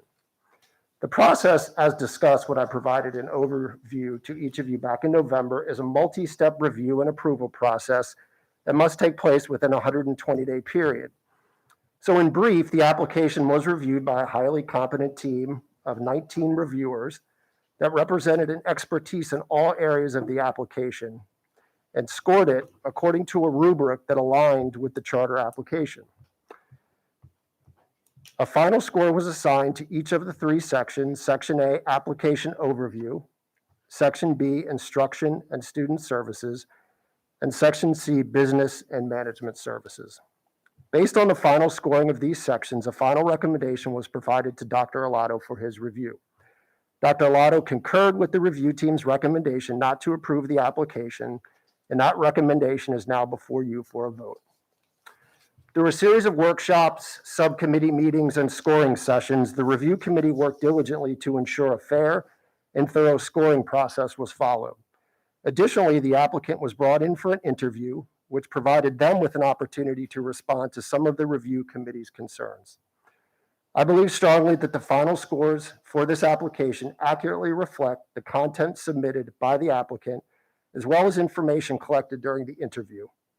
When reviewing an application, it is the responsibility of the applicant to ensure that each question is answered clearly, thoroughly, and specific details are provided to give the review team the confidence necessary to gain a clear understanding of the school's intended purpose. Responses must be aligned from section to section. The applicant's responses must be original and not copied from a website. And most of all, a clear, well-thought-out instructional design must be articulated. As you can see from the committee scores, the applicant was not able to adequately address many areas of the application.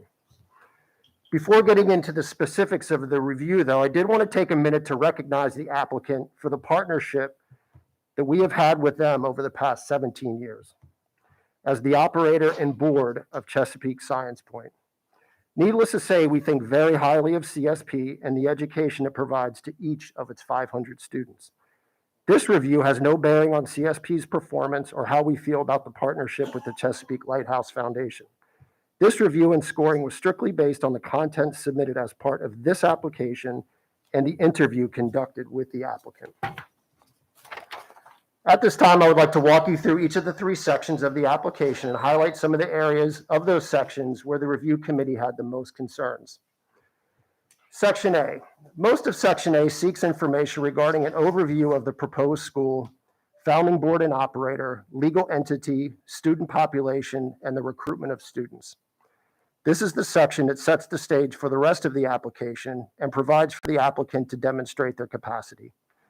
When articulating the mission and vision of the school, as well as the school's goals and outcomes, the review team should be able to apply this description to the remainder of the application in order to see a clear alignment between the description of the school and its academic and instructional program. The applicant's stated goals and objectives here were basic, and limited measures were outlined to determine program effectiveness. And although they made reference to their current capacity and history of opening charter schools, this section lacks specific details that really could have enhanced their score. There were at least 2 questions in this section that asked about capacity and experience. When describing the school in this section, the applicant used terms such as innovation, creativity, tech integration, and hands-on inquiry. Further terms such as innovation-rich, diverse, safe learning environment, fosters growth of social and emotional skills, and a technology-infused rigorous curriculum.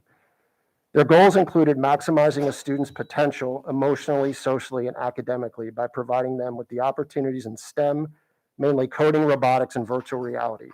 This description should be the basis for the remainder of the application review.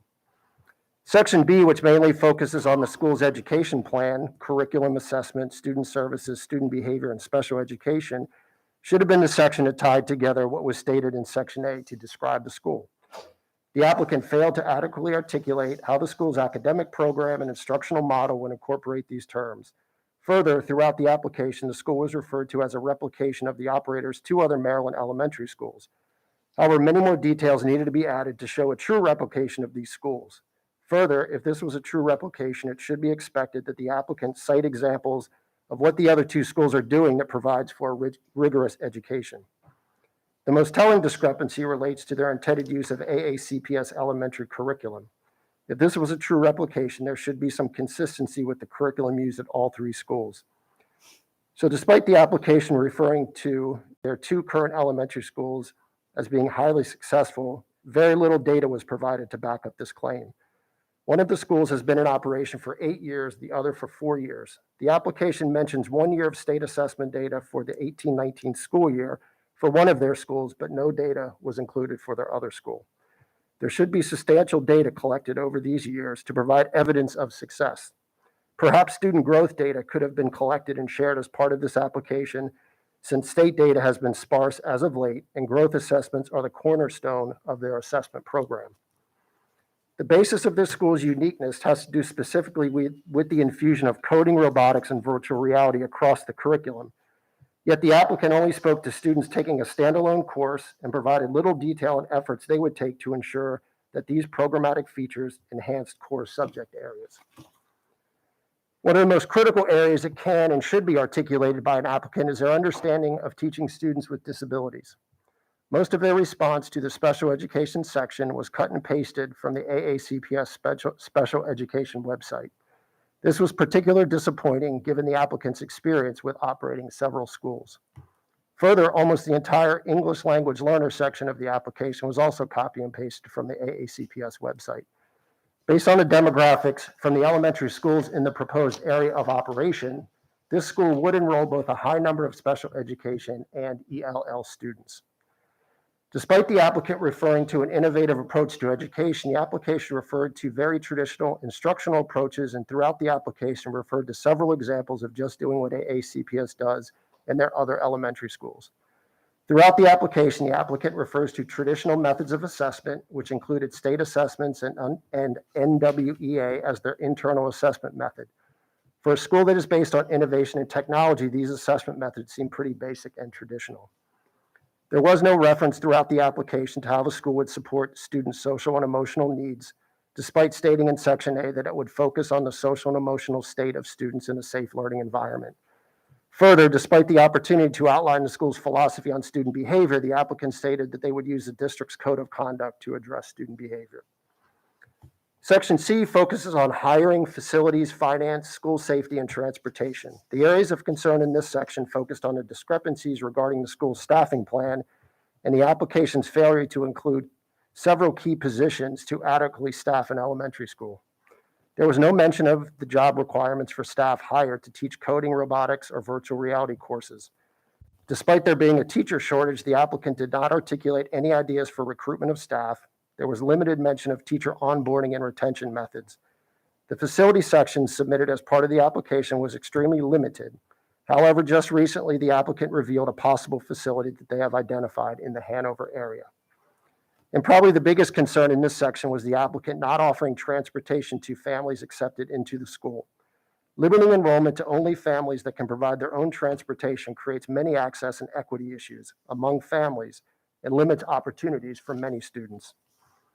There were other deficiencies throughout the application, but the ones just discussed were some of the more compelling reasons for a recommendation to not approve this application. This recommendation comes down to major concerns in the following 7 areas. A lack of detail outlining any specific elementary instructional program. When teaching our youngest learners, there absolutely has to be a plan for literacy and teaching students to read. There was no mention at all about reading programs and strategies to ensure that our students gain the requisite literacy skills to become proficient readers. No cohesive plan tying together the AACPS curriculum with coding, robotics, and virtual reality. Little understanding of elementary school curriculum other than to say that they would just use AACPS curriculum. Since they have never seen it, it's hard to understand how they could make that decision. Further, no curriculum was provided regarding the coding, robotics, and VR courses. No mention of a social and emotional learning plan or how the school would address the mental health needs of students. Lack of understanding on how to teach students with disabilities or struggling learners. Lack of data or programmatic specifics from their 2 other elementary schools, which could have demonstrated why these schools should be replicated.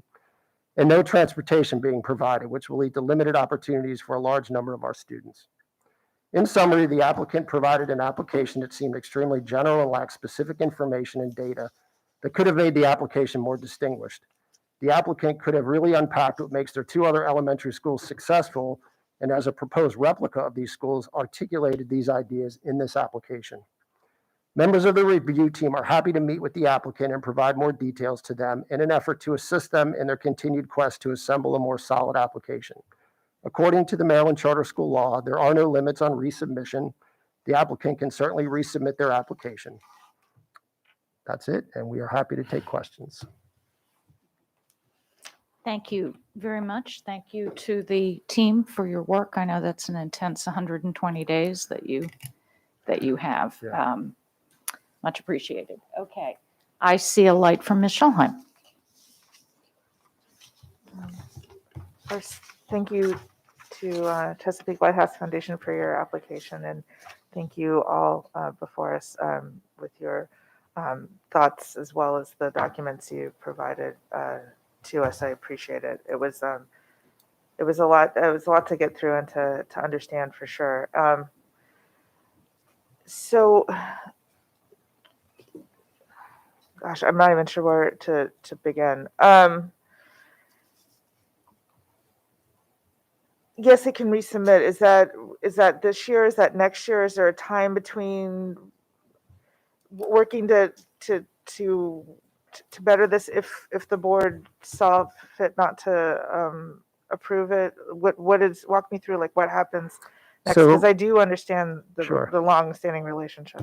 So there's nothing in writing that sort of spells out what that timeline looks like. I mean, quite honestly, the law doesn't provide a timeline. If you all didn't approve it tonight and tomorrow they decided to resubmit, we'd have to take it. But what I would caution the applicant on is that I feel like there's so much that needs to be unpacked to put forth a quality application. It's worth really slowing down, taking their time, going into their 2 elementary schools, modeling those to see what it is they want to replicate in those schools. Because as I pointed out, the big problem I had is if you're going to replicate a school, you need to be specific about what you're replicating. And so there really was no specifics about what those other 2 schools do that would warrant a third one of those schools open to open and operate. As I said, very little data that was referenced for those schools other than 1 year of park data for one of their schools. I did get online and I looked up the park data for the other school and it was extremely low, which is maybe why it wasn't included. But it's okay to be transparent in an application. It's okay to say our test data wasn't great, but we're working on it and these are the reasons it wasn't, as opposed to just not including it. So, from a reviewer's perspective, I don't want to have to go do the work to figure this out. It should all be included in an application. I think if the biggest issue we had is that the application was very basic and limited in the information provided, which then caused us to have to make assumptions and go do the research. And that's just not how a charter application should be reviewed. So long answer to your question, but they could submit anytime, quite honestly. I appreciate that. And then Sure. when, we were given a very thorough rubric with scoring and comments, was that provided to the applicant in its entirety? And if so, at what point in time did they receive that information? So the rubric is included with the charter application. So the applicant had that rubric ahead of time to know exactly how we were going to score it. We have not shared the rubric with them as of yet. That's something we would sit down with them after the fact and share with them to walk them through specifics around how their application was scored. Certainly, if they want to reapply, they need to know why they scored low. But typically, the rubric is not shared with the applicant until after, because this is not a back and forth process, right? This is not a process where they submit and then we sit down with them and say, this is wrong. And then they go back and fix it and they resubmit. It's the charter law.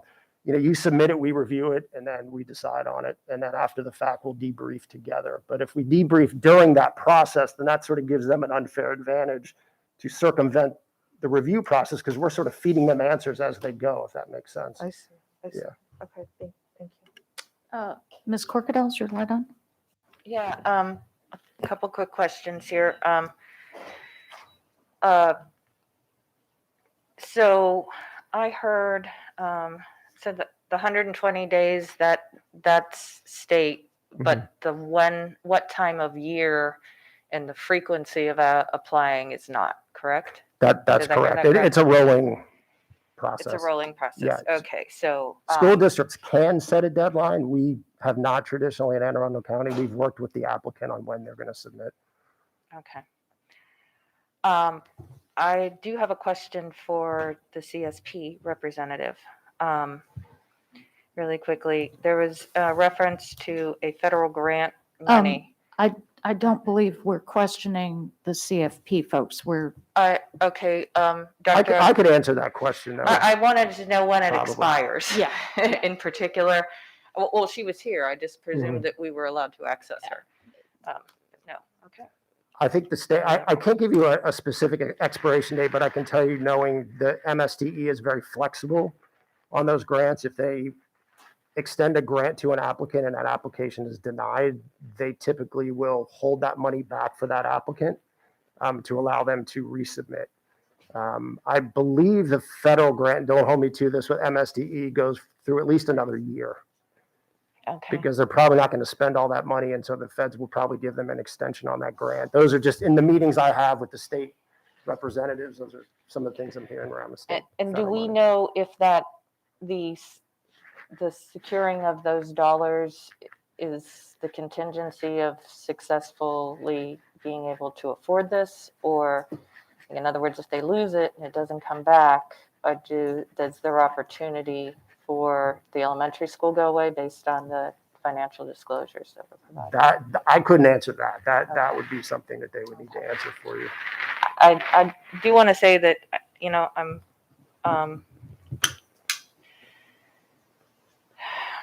this is just a very unfortunate situation all the way around and puts us in a very difficult spot. But thank you. Thank you. Ms. Ellis? Thank you. Boy, I would love to just take a whole meeting on this and ask a million questions. So I'm going to start with a quick statement, which is, you know, I've had a couple opportunities to tour Chesapeake Science Point. As a board, we have heard from many members of the community. They've been rolling in even today. And so this recommendation just simply does not mesh with what we know about the qualifications of this organization that runs one of the best schools in the state right here in Anne Arundel County. And I know you know this. As a board, we do have a responsibility. We can't just, you know, stamp it. I understand our responsibility. And that's what makes this so very difficult. But I mean, I know and I understand what you're saying when you say CLF perhaps should pause, take their time, and do this right. I get that, except I also know my husband's been a government contractor for his entire career, very involved in proposal writing, which itself is an art. And it takes time just to learn how to do that. And I know there have been some changes in leadership at CLF, so that could explain, you know, a little bit of a learning curve there. So I guess where am I going with this? My husband has been on teams where they work around the clock to get it done. So if CLF already has these two schools and they can demonstrate what these two schools are accomplishing and that this school is going to replicate that, if they're able to bring that to us, I invite it. And I think, yeah, that's what I have to say. Thank you. Thank you. Thank you, Ms. Frank. Very similar thoughts as to Ms. Ellis, but I did have a couple of questions. You mentioned that the student code of conduct was not sufficient because they just stated that they would use our code of conduct. And I was wondering why that was not exhaustive enough for you. If we've already developed a policy and it works for us, why is it not enough for them to just say, we will follow your established policy? I might turn this over to my colleague, Megan Lewis, who is our expert on multi-tiered systems of support and restorative practices and all things behavior. So Megan, I don't know if you want to take that one. Sure. It is sufficient and did score basic for that reason. However, it didn't include any philosophy of their own around discipline or what they would do to take it a step further or how they would handle things. It also didn't include the mention of restorative practices, which is something that is in our strategic plan, as well as their philosophy around that in every school, including every elementary school as of this fall will be trained in that as well. So you're right, it was sufficient, but it didn't exceed. And the question just wasn't, if somebody gets in trouble, what will you do? It was their opportunity to expand upon their whole philosophy around supporting students and their whole philosophy around multi-tiered systems of support for students. So it's not enough at an elementary school to say, if little Johnny does this, this is the consequence. This is what we will do to wrap around little Johnny to help support his mental health needs as well as his behavioral needs. And there was just no evidence that they were even willing to entertain anything other than there'll be a consequence for a behavior, and that's it. And that comes with the code of conduct. So that's just unfortunate at that level to see that basic response. But you're right. I mean, it's a document. We would expect that they would have to follow the code of conduct for certain things that students do, but student behavior goes a lot further than just a code of conduct. Yeah, and I probably shouldn't use the word sufficient because they're sufficient, but I was wondering why that didn't score the highest under your rubric, I guess is what I meant to say more. And not that it wasn't sufficient, because you're right, it didn't score the lowest, but it also didn't seem to get you where you wanted to see it. So I guess I should have used that terminology, and I do apologize. No problem. Thank you. So I did have just a couple of other, there's a lot to unpack, and I do appreciate, I cannot even imagine how much time this took. As a board member, I'm really frustrated because I absolutely want to see this school materialize. Having said that, I also understand that our staff have put the time in and are sharing their concerns, and it's a very difficult position to be in. One question that I do want to just make sure that I understand: do you take the relationship that we currently have and the shown expertise that this group has given us, do you take that into account in any of this, or do you take each proposal and just score it sort of blankly? So I think they go hand in hand, because as part of this application, there is an opportunity within this application to demonstrate your capacity and experience and background. And in Section A of this application, there was 2 very specific questions that asked, what is your expertise? What is your background? What is your capacity? What is your skill set? And the answers were very brief. I mean, it was basically, we operate schools in Maryland, and that's kind of good enough. And it's not good enough, because all schools stand alone, as we know. You know, you could have 3 amazing schools, but if you're not specific on this school, then this school may not be very good. So all we really have to go on, besides the fact that they open and operate other schools, is what they put in this application. And at the end of the day, that's what we're scoring. So yes, we're giving them points towards their capacity and expertise if they demonstrate it in the application, but I can't sort of pull that outside of the application and say, well, we've worked with them. They operate some really good schools. We have a great partnership with them. I'll bump their score up even though their application's not very good. So it's kind of a hard position for us to be in too. You know, you all are struggling with this as we struggled with it as we reviewed it. Well, and so I'm thinking back to the application. At one point it said under the experience, we operate one of the best schools in the county was the terminology that they used. And I agree with that.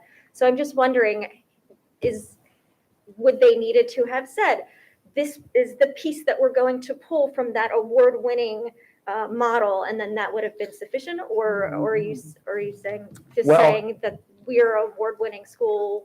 Does that get them anywhere? That doesn't, because remember now, that's a 6th through 12th grade school. This is a K through 5 school, so completely different school. And as you know, educating elementary school students is way different than educating middle and high school students. And as you read through this application, it read very much like a high school model. You know, they talk about courses and grades. There really was no, I mean, if you're going to write a elementary application, you can't mention guided reading. I mean, that's a real severe deficit, because that's the fundamental basis of teaching kids to read. And so I can't even walk away from this application knowing how they're going to teach literacy in that school. And so if I can't get a good sense of how kids are going to learn to read there, then that's tough from an academic and instructional perspective.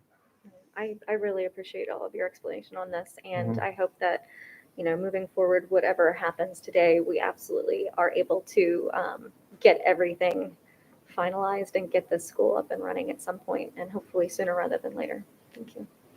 Thank you, Ms. Frank. Ms. Dent? Thank you all for all of the energy you put in there. I have a procurement background, and I know that this is painful. Boy, do I know this is painful, and I would not want to be in your shoes either. But I think you've done a very good job of laying everything out for us, and it's kind of up to the board to make a decision, right? But before I go there, you highlighted something, and I looked at the scoring on the transportation. I just want to be sure that I understand what was the expectation, because it's to my understanding that from reading the document that transportation is provided by the parents. And so was that something that's required because it's just happened to be on the application, or is that understood? Because you made mention of it. So I'm just curious as to how does that apply to this application? So I want to be clear, the reason that we brought transportation up is because in their application, they said, we will not provide transportation. So essentially what that means is if you're fortunate enough and you're lucky enough to be able to get up every morning and drive your child to Chesapeake Science Point Elementary School, then you'll get to attend. But for those unfortunate parents that might have to work or don't have a car or don't have transportation, their child will never have an opportunity to go to this school. So that's an equity, and that's an access issue for us. And we're not trying to create opportunities for families that already have opportunities. We like to create opportunities for families that don't necessarily have opportunities. And lack of transportation is a biggie for us. So that's why that section scored very low. Okay, and I don't know if this is out of line, but in the other schools that they have here in Anne Arundel County, do they provide transportation for They those do. schools? Mhm. Okay, because there's a renewal process, correct? Mhm. Okay, all right, thank you. Thank you. I'd like to ask a couple of questions. I just want to clarify, I know there's been reference to change in leadership, but I mean, this is a charter operator that's applied to us before. Is there a significant difference in the process now than there was when the application was made originally for CSP? So I love your question. That was 17 years ago. I was not around. I want you to I was around. I wasn't around here. So what I can tell you with historical perspective, and Dr. Lotto was certainly around, and Ms. Egan was around, that was the first charter application this district ever reviewed. Right. And so there probably have been a lot of lessons learned since then. There have been a lot of growing pains with CSP. CSP that we know and love now wasn't necessarily CSP 17 years ago. And so, perhaps many of those heavy lifts and the amount of work that staff put in maybe was because the application wasn't as great on the front end, but it was approved anyway. But again, that was, we were just understanding charter schools in the state of Maryland back then. And so It was a very different time. it was a very different time. I think we just know now, we know more now, and they're an operator with several schools. So you would expect that there would be a level of detail they could provide that. It's not the first rodeo. Right. Another quick question about you raised some staffing issues, the fact that there was, for example, I believe, not a media specialist and some other issues. Obviously, charters get a certain leeway in how they decide on their staffing. Is there a sort of minimum requirement? In other words, no matter what, do you have to have, well, by state law, you have to have a certain ratio in, say, kindergarten or something like that, right? But is it clear to any applicant that there are other staffing requirements that essentially transcend the charter autonomy, so to speak? Can you speak to that? So you're right. Charter schools do have some autonomy because they manage their own budgets. And because they manage their own budgets, they staff their school as they see the need. I think our comments when it comes to the staffing deficiencies were really based on kind of what works best in educating elementary school students. So for example, they highlighted one special education teacher in perpetuity. Well, we know that if they're going to have 300 and some students in year one, that's somewhere around 42 special ed students based on like an 11% average, which is the average in that area of In those that elementary demographic, schools. right. So I mean, one special ed teacher to 42 students, this isn't best practice. So that would probably violate some kind of IDEA, or we have Diane McGowan, our director of special ed over there, that could probably give you better info on that than I. So there are areas of flexibility, but there are also areas that just have to be staffed. I have to say, to share some of my colleagues' thoughts on this, I have had the opportunity to visit CSP. I'm well aware of their very good reputation. And so this is, of course, difficult for all of us. I've also spent many years chairing accreditation teams evaluating public charter programs. I know what goes into this kind of work, and I know what it means to put your name on the report, because it is your professional reputation that you have to deliver what you believe to be the true report. And it's, as I'm sure everybody's aware, one always wants to deliver the good news, but if one's considered professional opinion is that one has to deliver the bad news, that is what one has to do. I'm very glad to hear about the very open possibilities for reapplication. I would suggest and hope that the applicant will take great advantage of the debriefing process here, because obviously the huge amount of work has gone into this, and there is much to be learned from what you have found in your analysis. And that will be, for any group, is a wealth of opportunity to learn about how they can grow. And so it's also in some ways a very painful, but actually rather less expensive consulting process that one can go through. So, Mr. Soakworth, do you have some comments? Well, I do. And you actually touched on what my question is. So if this were not to be approved, do I understand that they could meet with you in order to get a better understanding and debrief based on the issues and problems with the application in order to submit a new plan? And what would that timeline look like? So we would absolutely meet and debrief with the applicant. That's something that makes for a very transparent process.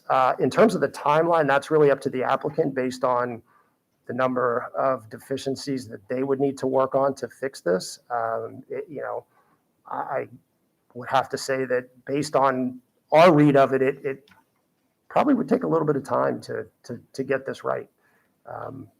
But that's the work they would have to do. So I couldn't answer that piece of it, but I can tell you that, yeah, we would absolutely meet with them to debrief. If I could add, because I don't want the board or the folks from the applicant to walk away with the idea that we would meet with them and coach them through a quality application. Right? That's not the responsibility of this board. That's not the way the charter law is written. We're not here to take any applicant in and coach them through the process. The rubric is very open and accessible. Every applicant knows what the rubric is and what they need to meet in order to score well in each of these specific areas and the questions that are asked. And so I just don't want anybody to think that certainly we will give feedback, but we're not going to sit elbow to elbow, shoulder to shoulder to coach any applicant through a quality application. It has to be met on their merits and the merits of the application alone. It is no reflection on the work of CSP. No reflection. This is a separate application for an unrelated school that is an elementary school, of which it turns out this applicant has got experience building and running elementary charter schools. So I just don't want anybody to walk away with this concept that it will be a side-by-side coaching to get them to a quality application. That's not the responsibility of this board. Right. It was not my thought that it would be coaching. You had mentioned that you would meet with them for debriefing.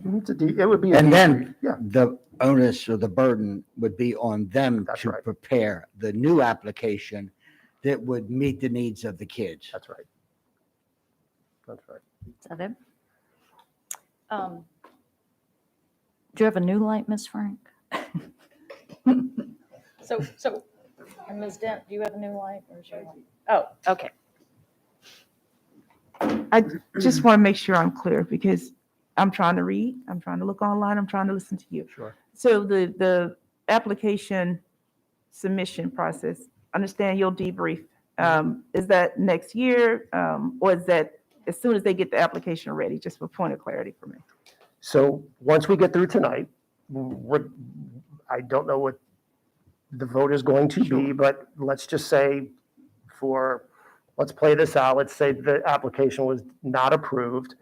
I would meet with them at their request based on their timeline. So I'm not going to go seek them out, but if they call me and say, hey, we'd love to sit down with you, could you walk us through the rubric, point out areas that we didn't score so well in, that's really on their timeline.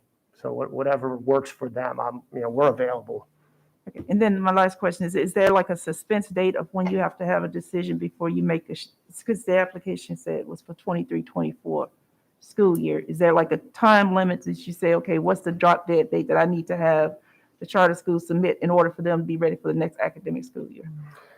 So generally speaking, somewhere between 12 to 16 months is generally what we say they should be approved by in order to open that following school year. So. Okay, do you have an additional light, Ms. Corkadell? Are we making commentary to the approval or disapproval, or are we still on questions? I think we're still in questions. I don't believe we have a Okay, motion yet.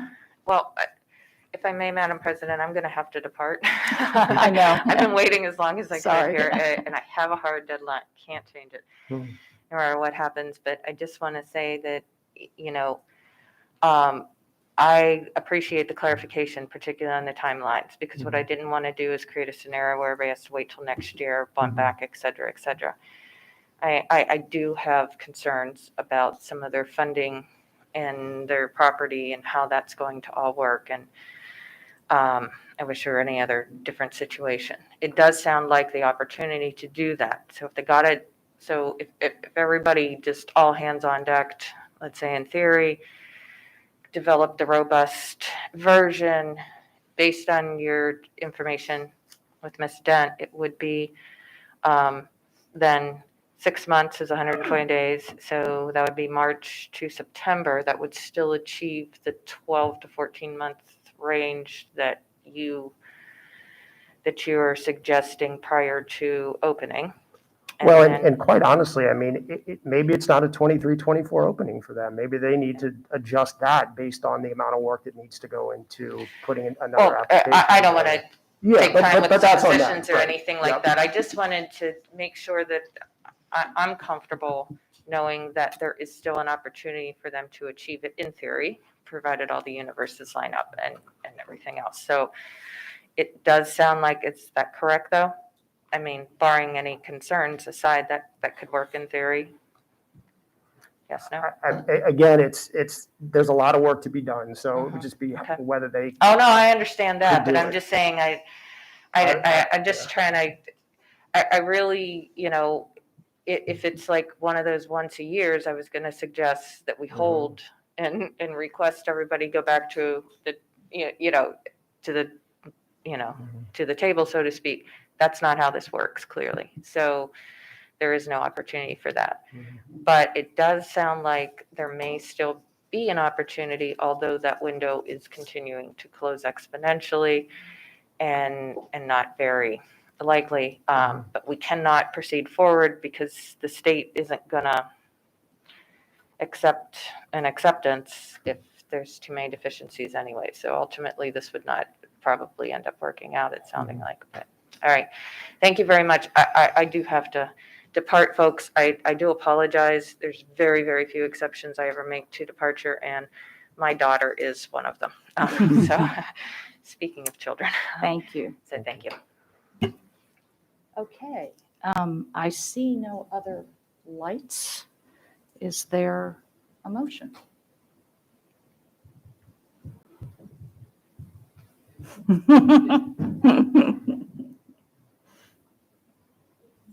Point of Yes. information, because I don't think it's order.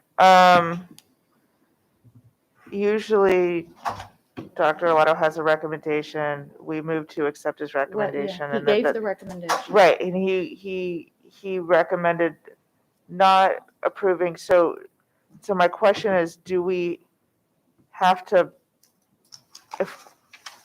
do we need to vote? Like, help me out, someone. We're the authority. So we do we're need, the- so we do have need to have vote. we do need to have a roll call vote on record. Yes, we need a motion to uphold or not uphold. Approve We need or a not second. approve, you mean? Yeah. And Got it. Yep. Yes, Mr. Silver. I would like to move that we uphold the recommendation of Superintendent Dr. Alvarado. So moved. A second? Is that a Second. second? Yeah.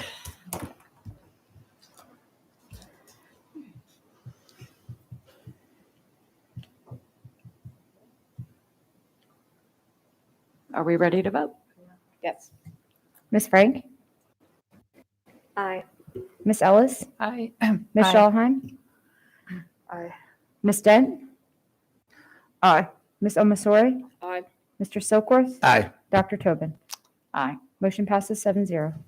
Thank you. Thank you. I want to thank you all. I want to thank everyone from Chesapeake Lighthouse.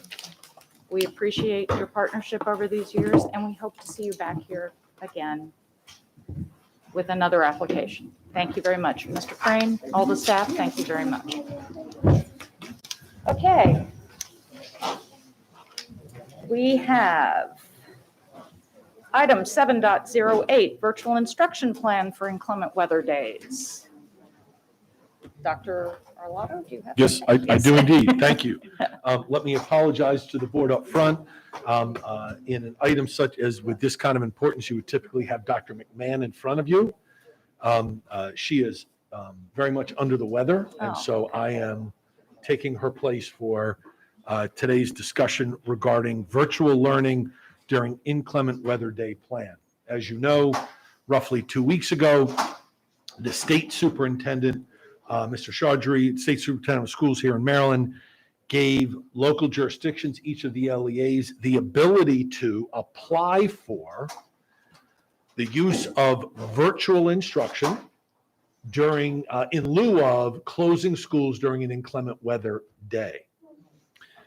The parameters were laid out to superintendents, and the application and information that needs to be supplied. We have built that plan, and the information is there. We created a space on our website, as you well know, where we have shared the plan, the draft plan, asked for input from the community. We got 36 responses from the community regarding the plan. The plan was I want to be really clear in that we responded to exactly what MSD has requested, as opposed to us starting with a blank slate and creating a plan for virtual instruction. We responded to the questions that were given to us, and it's standardized across all the Maryland school districts. So you have what's in front of you on the website. You'll see, if somebody scrolls down, anything that is in the black font comes directly from the Maryland State Department of Education as the application process. Anything in that bluish purple font is our response to that. What I'm asking for, glad to answer any questions of the board. You'll see that there are attestations. If you scroll down some more, please, you'll see at the bottom of that third page, there are attestations that I must assure that have occurred. And one is that this is presented to the public, presented publicly to our board, and the board and public have had a chance to weigh in. And so if approved, the next step would be we would send this to Maryland State Department of Education for their approval. Once we receive their approval, then we have the ability to implement this plan. Let me be clear. That doesn't mean because the next inclement weather after approval doesn't mean that the next inclement weather day is going to be a virtual day. It means that we have that as an option. It's in our back pocket now to use it as a virtual day for students and staff. It doesn't mean for the public listening in and for our board that from this point forward, every inclement weather day will be a virtual day, because that may not be the case. That will be, unfortunately, have to be the decision of the superintendent at 4:00 in the morning. Another decision to add to the decision tree. Because you've got nothing else to do. Exactly. Right. Mr. Sheknovich and I. And then we wake up Mr. Mosier and tell him what to broadcast. And then he wakes the rest of us up. So, Exactly. So with that, it is really very basic. And I did want to point out that that this was not altered in any way from what MSDE asked us to respond to. And with that, I'm glad to take questions to the board. Okay, I see a light from Ms. Schulheim and I think Ms. Omasari. Okay, Ms. Schulheim. Thank you for this. And, I know that the folks have been asking for a plan, and where's the plan and how about a plan? And, we were virtual all year last year, but then I'm glad that what you said, that it doesn't necessarily mean that there will be a virtual day for inclement weather, because for a rain event or a weather event that doesn't fully materialize, I'm in. But if it's like a legit snow day, I mean, people will be, you've grown children now, but you had small children once, and if there's a bunch of white stuff on the ground and it's legit, getting someone to focus on a screen that day would be horrible for that young person. Also power outages. And power outages, right. Shalom, I agree with that. There is something magical Yes. about snow days. Yes. Especially from Even the SoCal. even at my age. Right. You see my staff shaking their heads. There's nothing magical in their work about snow days. Okay. For the record, I'm a Southern California girl. I like to shovel my driveway because it's novel, and it probably always will be. Well, there are plenty of driveways you could shovel in Anne Arundel if you are putting. Right. So I'm just glad that it doesn't lock us in. That there's still some flexibility of when we determine what will be a virtual day in lieu of an inclement weather day and what won't be. And I like having that latitude. If it's an ice event that doesn't materialize and there aren't massive power outages and it's just wet out, well, sure, that's great. If it's like a blizzard and there's 24 inches of fluffy white stuff outside, my guess is the kids probably wouldn't want to sit in front of the computer. So I'm just glad to hear of the flexibility. That was way too long-winded. Thank you. Thank you. Ms. Omasori and then Ms. Frank. Okay. As someone who actually had to come and pick me up because the ice on my neighborhood was so terrible, I'm surprised to hear Ms. Shaham say that she loves shoveling snow. Yeah. I wish I could have seen that on that day. Yeah. Good exercise. I need upper body strength. And as someone who has only lived in Maryland, I do not love the snow as much as maybe someone from California would. That being said, I obviously have been in talks with other SMOBs across the county. I mean, not the county, across the state. So although I see the need for this, even though my last day is May 26th, so if you extend the calendar, that's above me. Stop rubbing it in. But I'm afraid of having students bite my head off because I voted to get rid of snow days. So I'm very glad for you to state up front the flexibility, and I share that sentiment with Ms. Schauheim.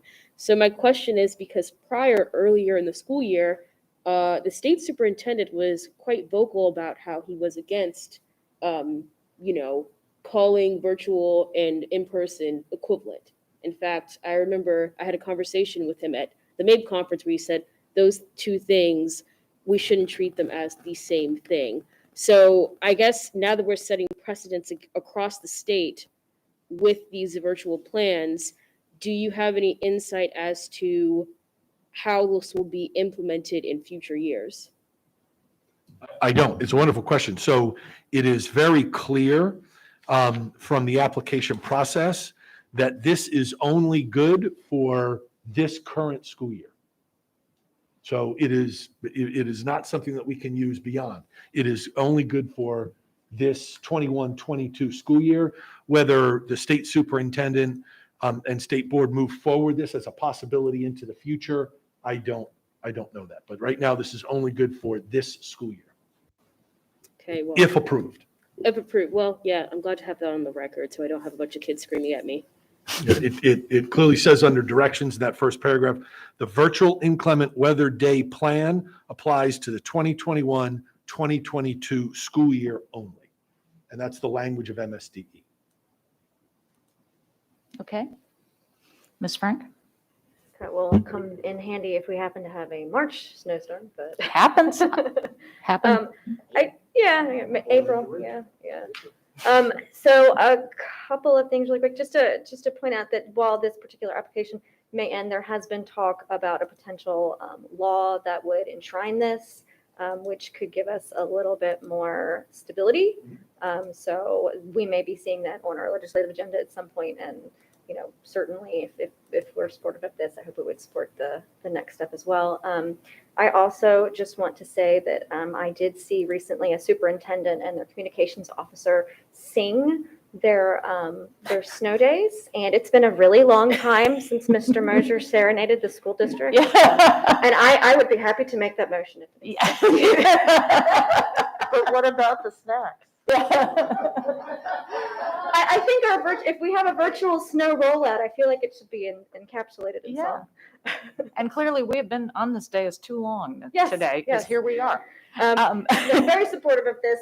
I did just want to bring up the potential state law that there may be some more stability later. And obviously I support any efforts to preserve the magic of snow day, but also preserve our summer vacations. And I think that both of those avenues give us some flexibility to do just that. And to add to that, thank you, Ms. Frank, to remind the board and anybody listening in regarding this conversation, we are still required to build 3 inclement weather days into your calendar. That's still in state law. And so each jurisdiction has to build a minimum of 3. Others that are inclined to more snow in the western parts of the state add more, but we will still have to build in 3 inclement weather days into our calendar each year. Regardless. Right. Correct. Okay, thank you. Yeah, I will just add to the sentiments that have been offered. I think, and I also think, this is one of those things we had to turn the world upside down during the pandemic to develop. We now have this capability, and I think it behooves us to be able to use it in the appropriate way when we need it. So, Ms. Schallheim. Did we got a recommendation, right? No? Oh, not yet. No. Do we have a recommendation? Is this a recommendation, Lana? Yeah. It should be. Yeah. Okay. I thought I read that. So, Madam President, members of the board, I recommend approval of the virtual learning plan for inclement weather days. So moved. Second. Okay.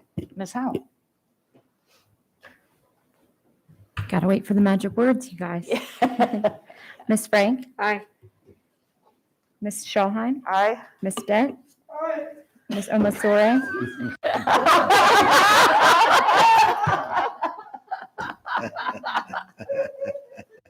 Aye. It's been that kind of day. Where were we, Ms. Ms. Howe? Omasore? Aye. Mr. Silkworth? Aye. Dr. Tobin? Yes. Okay. 6-0, motion passed. All right, thank you. We have item 8.01, award of contracts. The contracts are before you. Madam President, members of the board, we're glad to answer any questions you may have. Ms. Frank? Very, very briefly, I just want to say that I truly appreciate our purchasing department, having worked with them so closely, and the phenomenal job that they do. So I just wanted to give a very hearty thank you. Thank you. They are amazing and award-winning Yes. year after year. So thank you. Procurement rocks. Yeah. I see no other lights. Move to adjourn. I believe, Yeah. No, we don't vote on, these are just, I second. so there was a motion to adjourn, there was a second. Am I hearing a kickback from that, or is that? Okay. Thank you all. Good evening. Have a good night.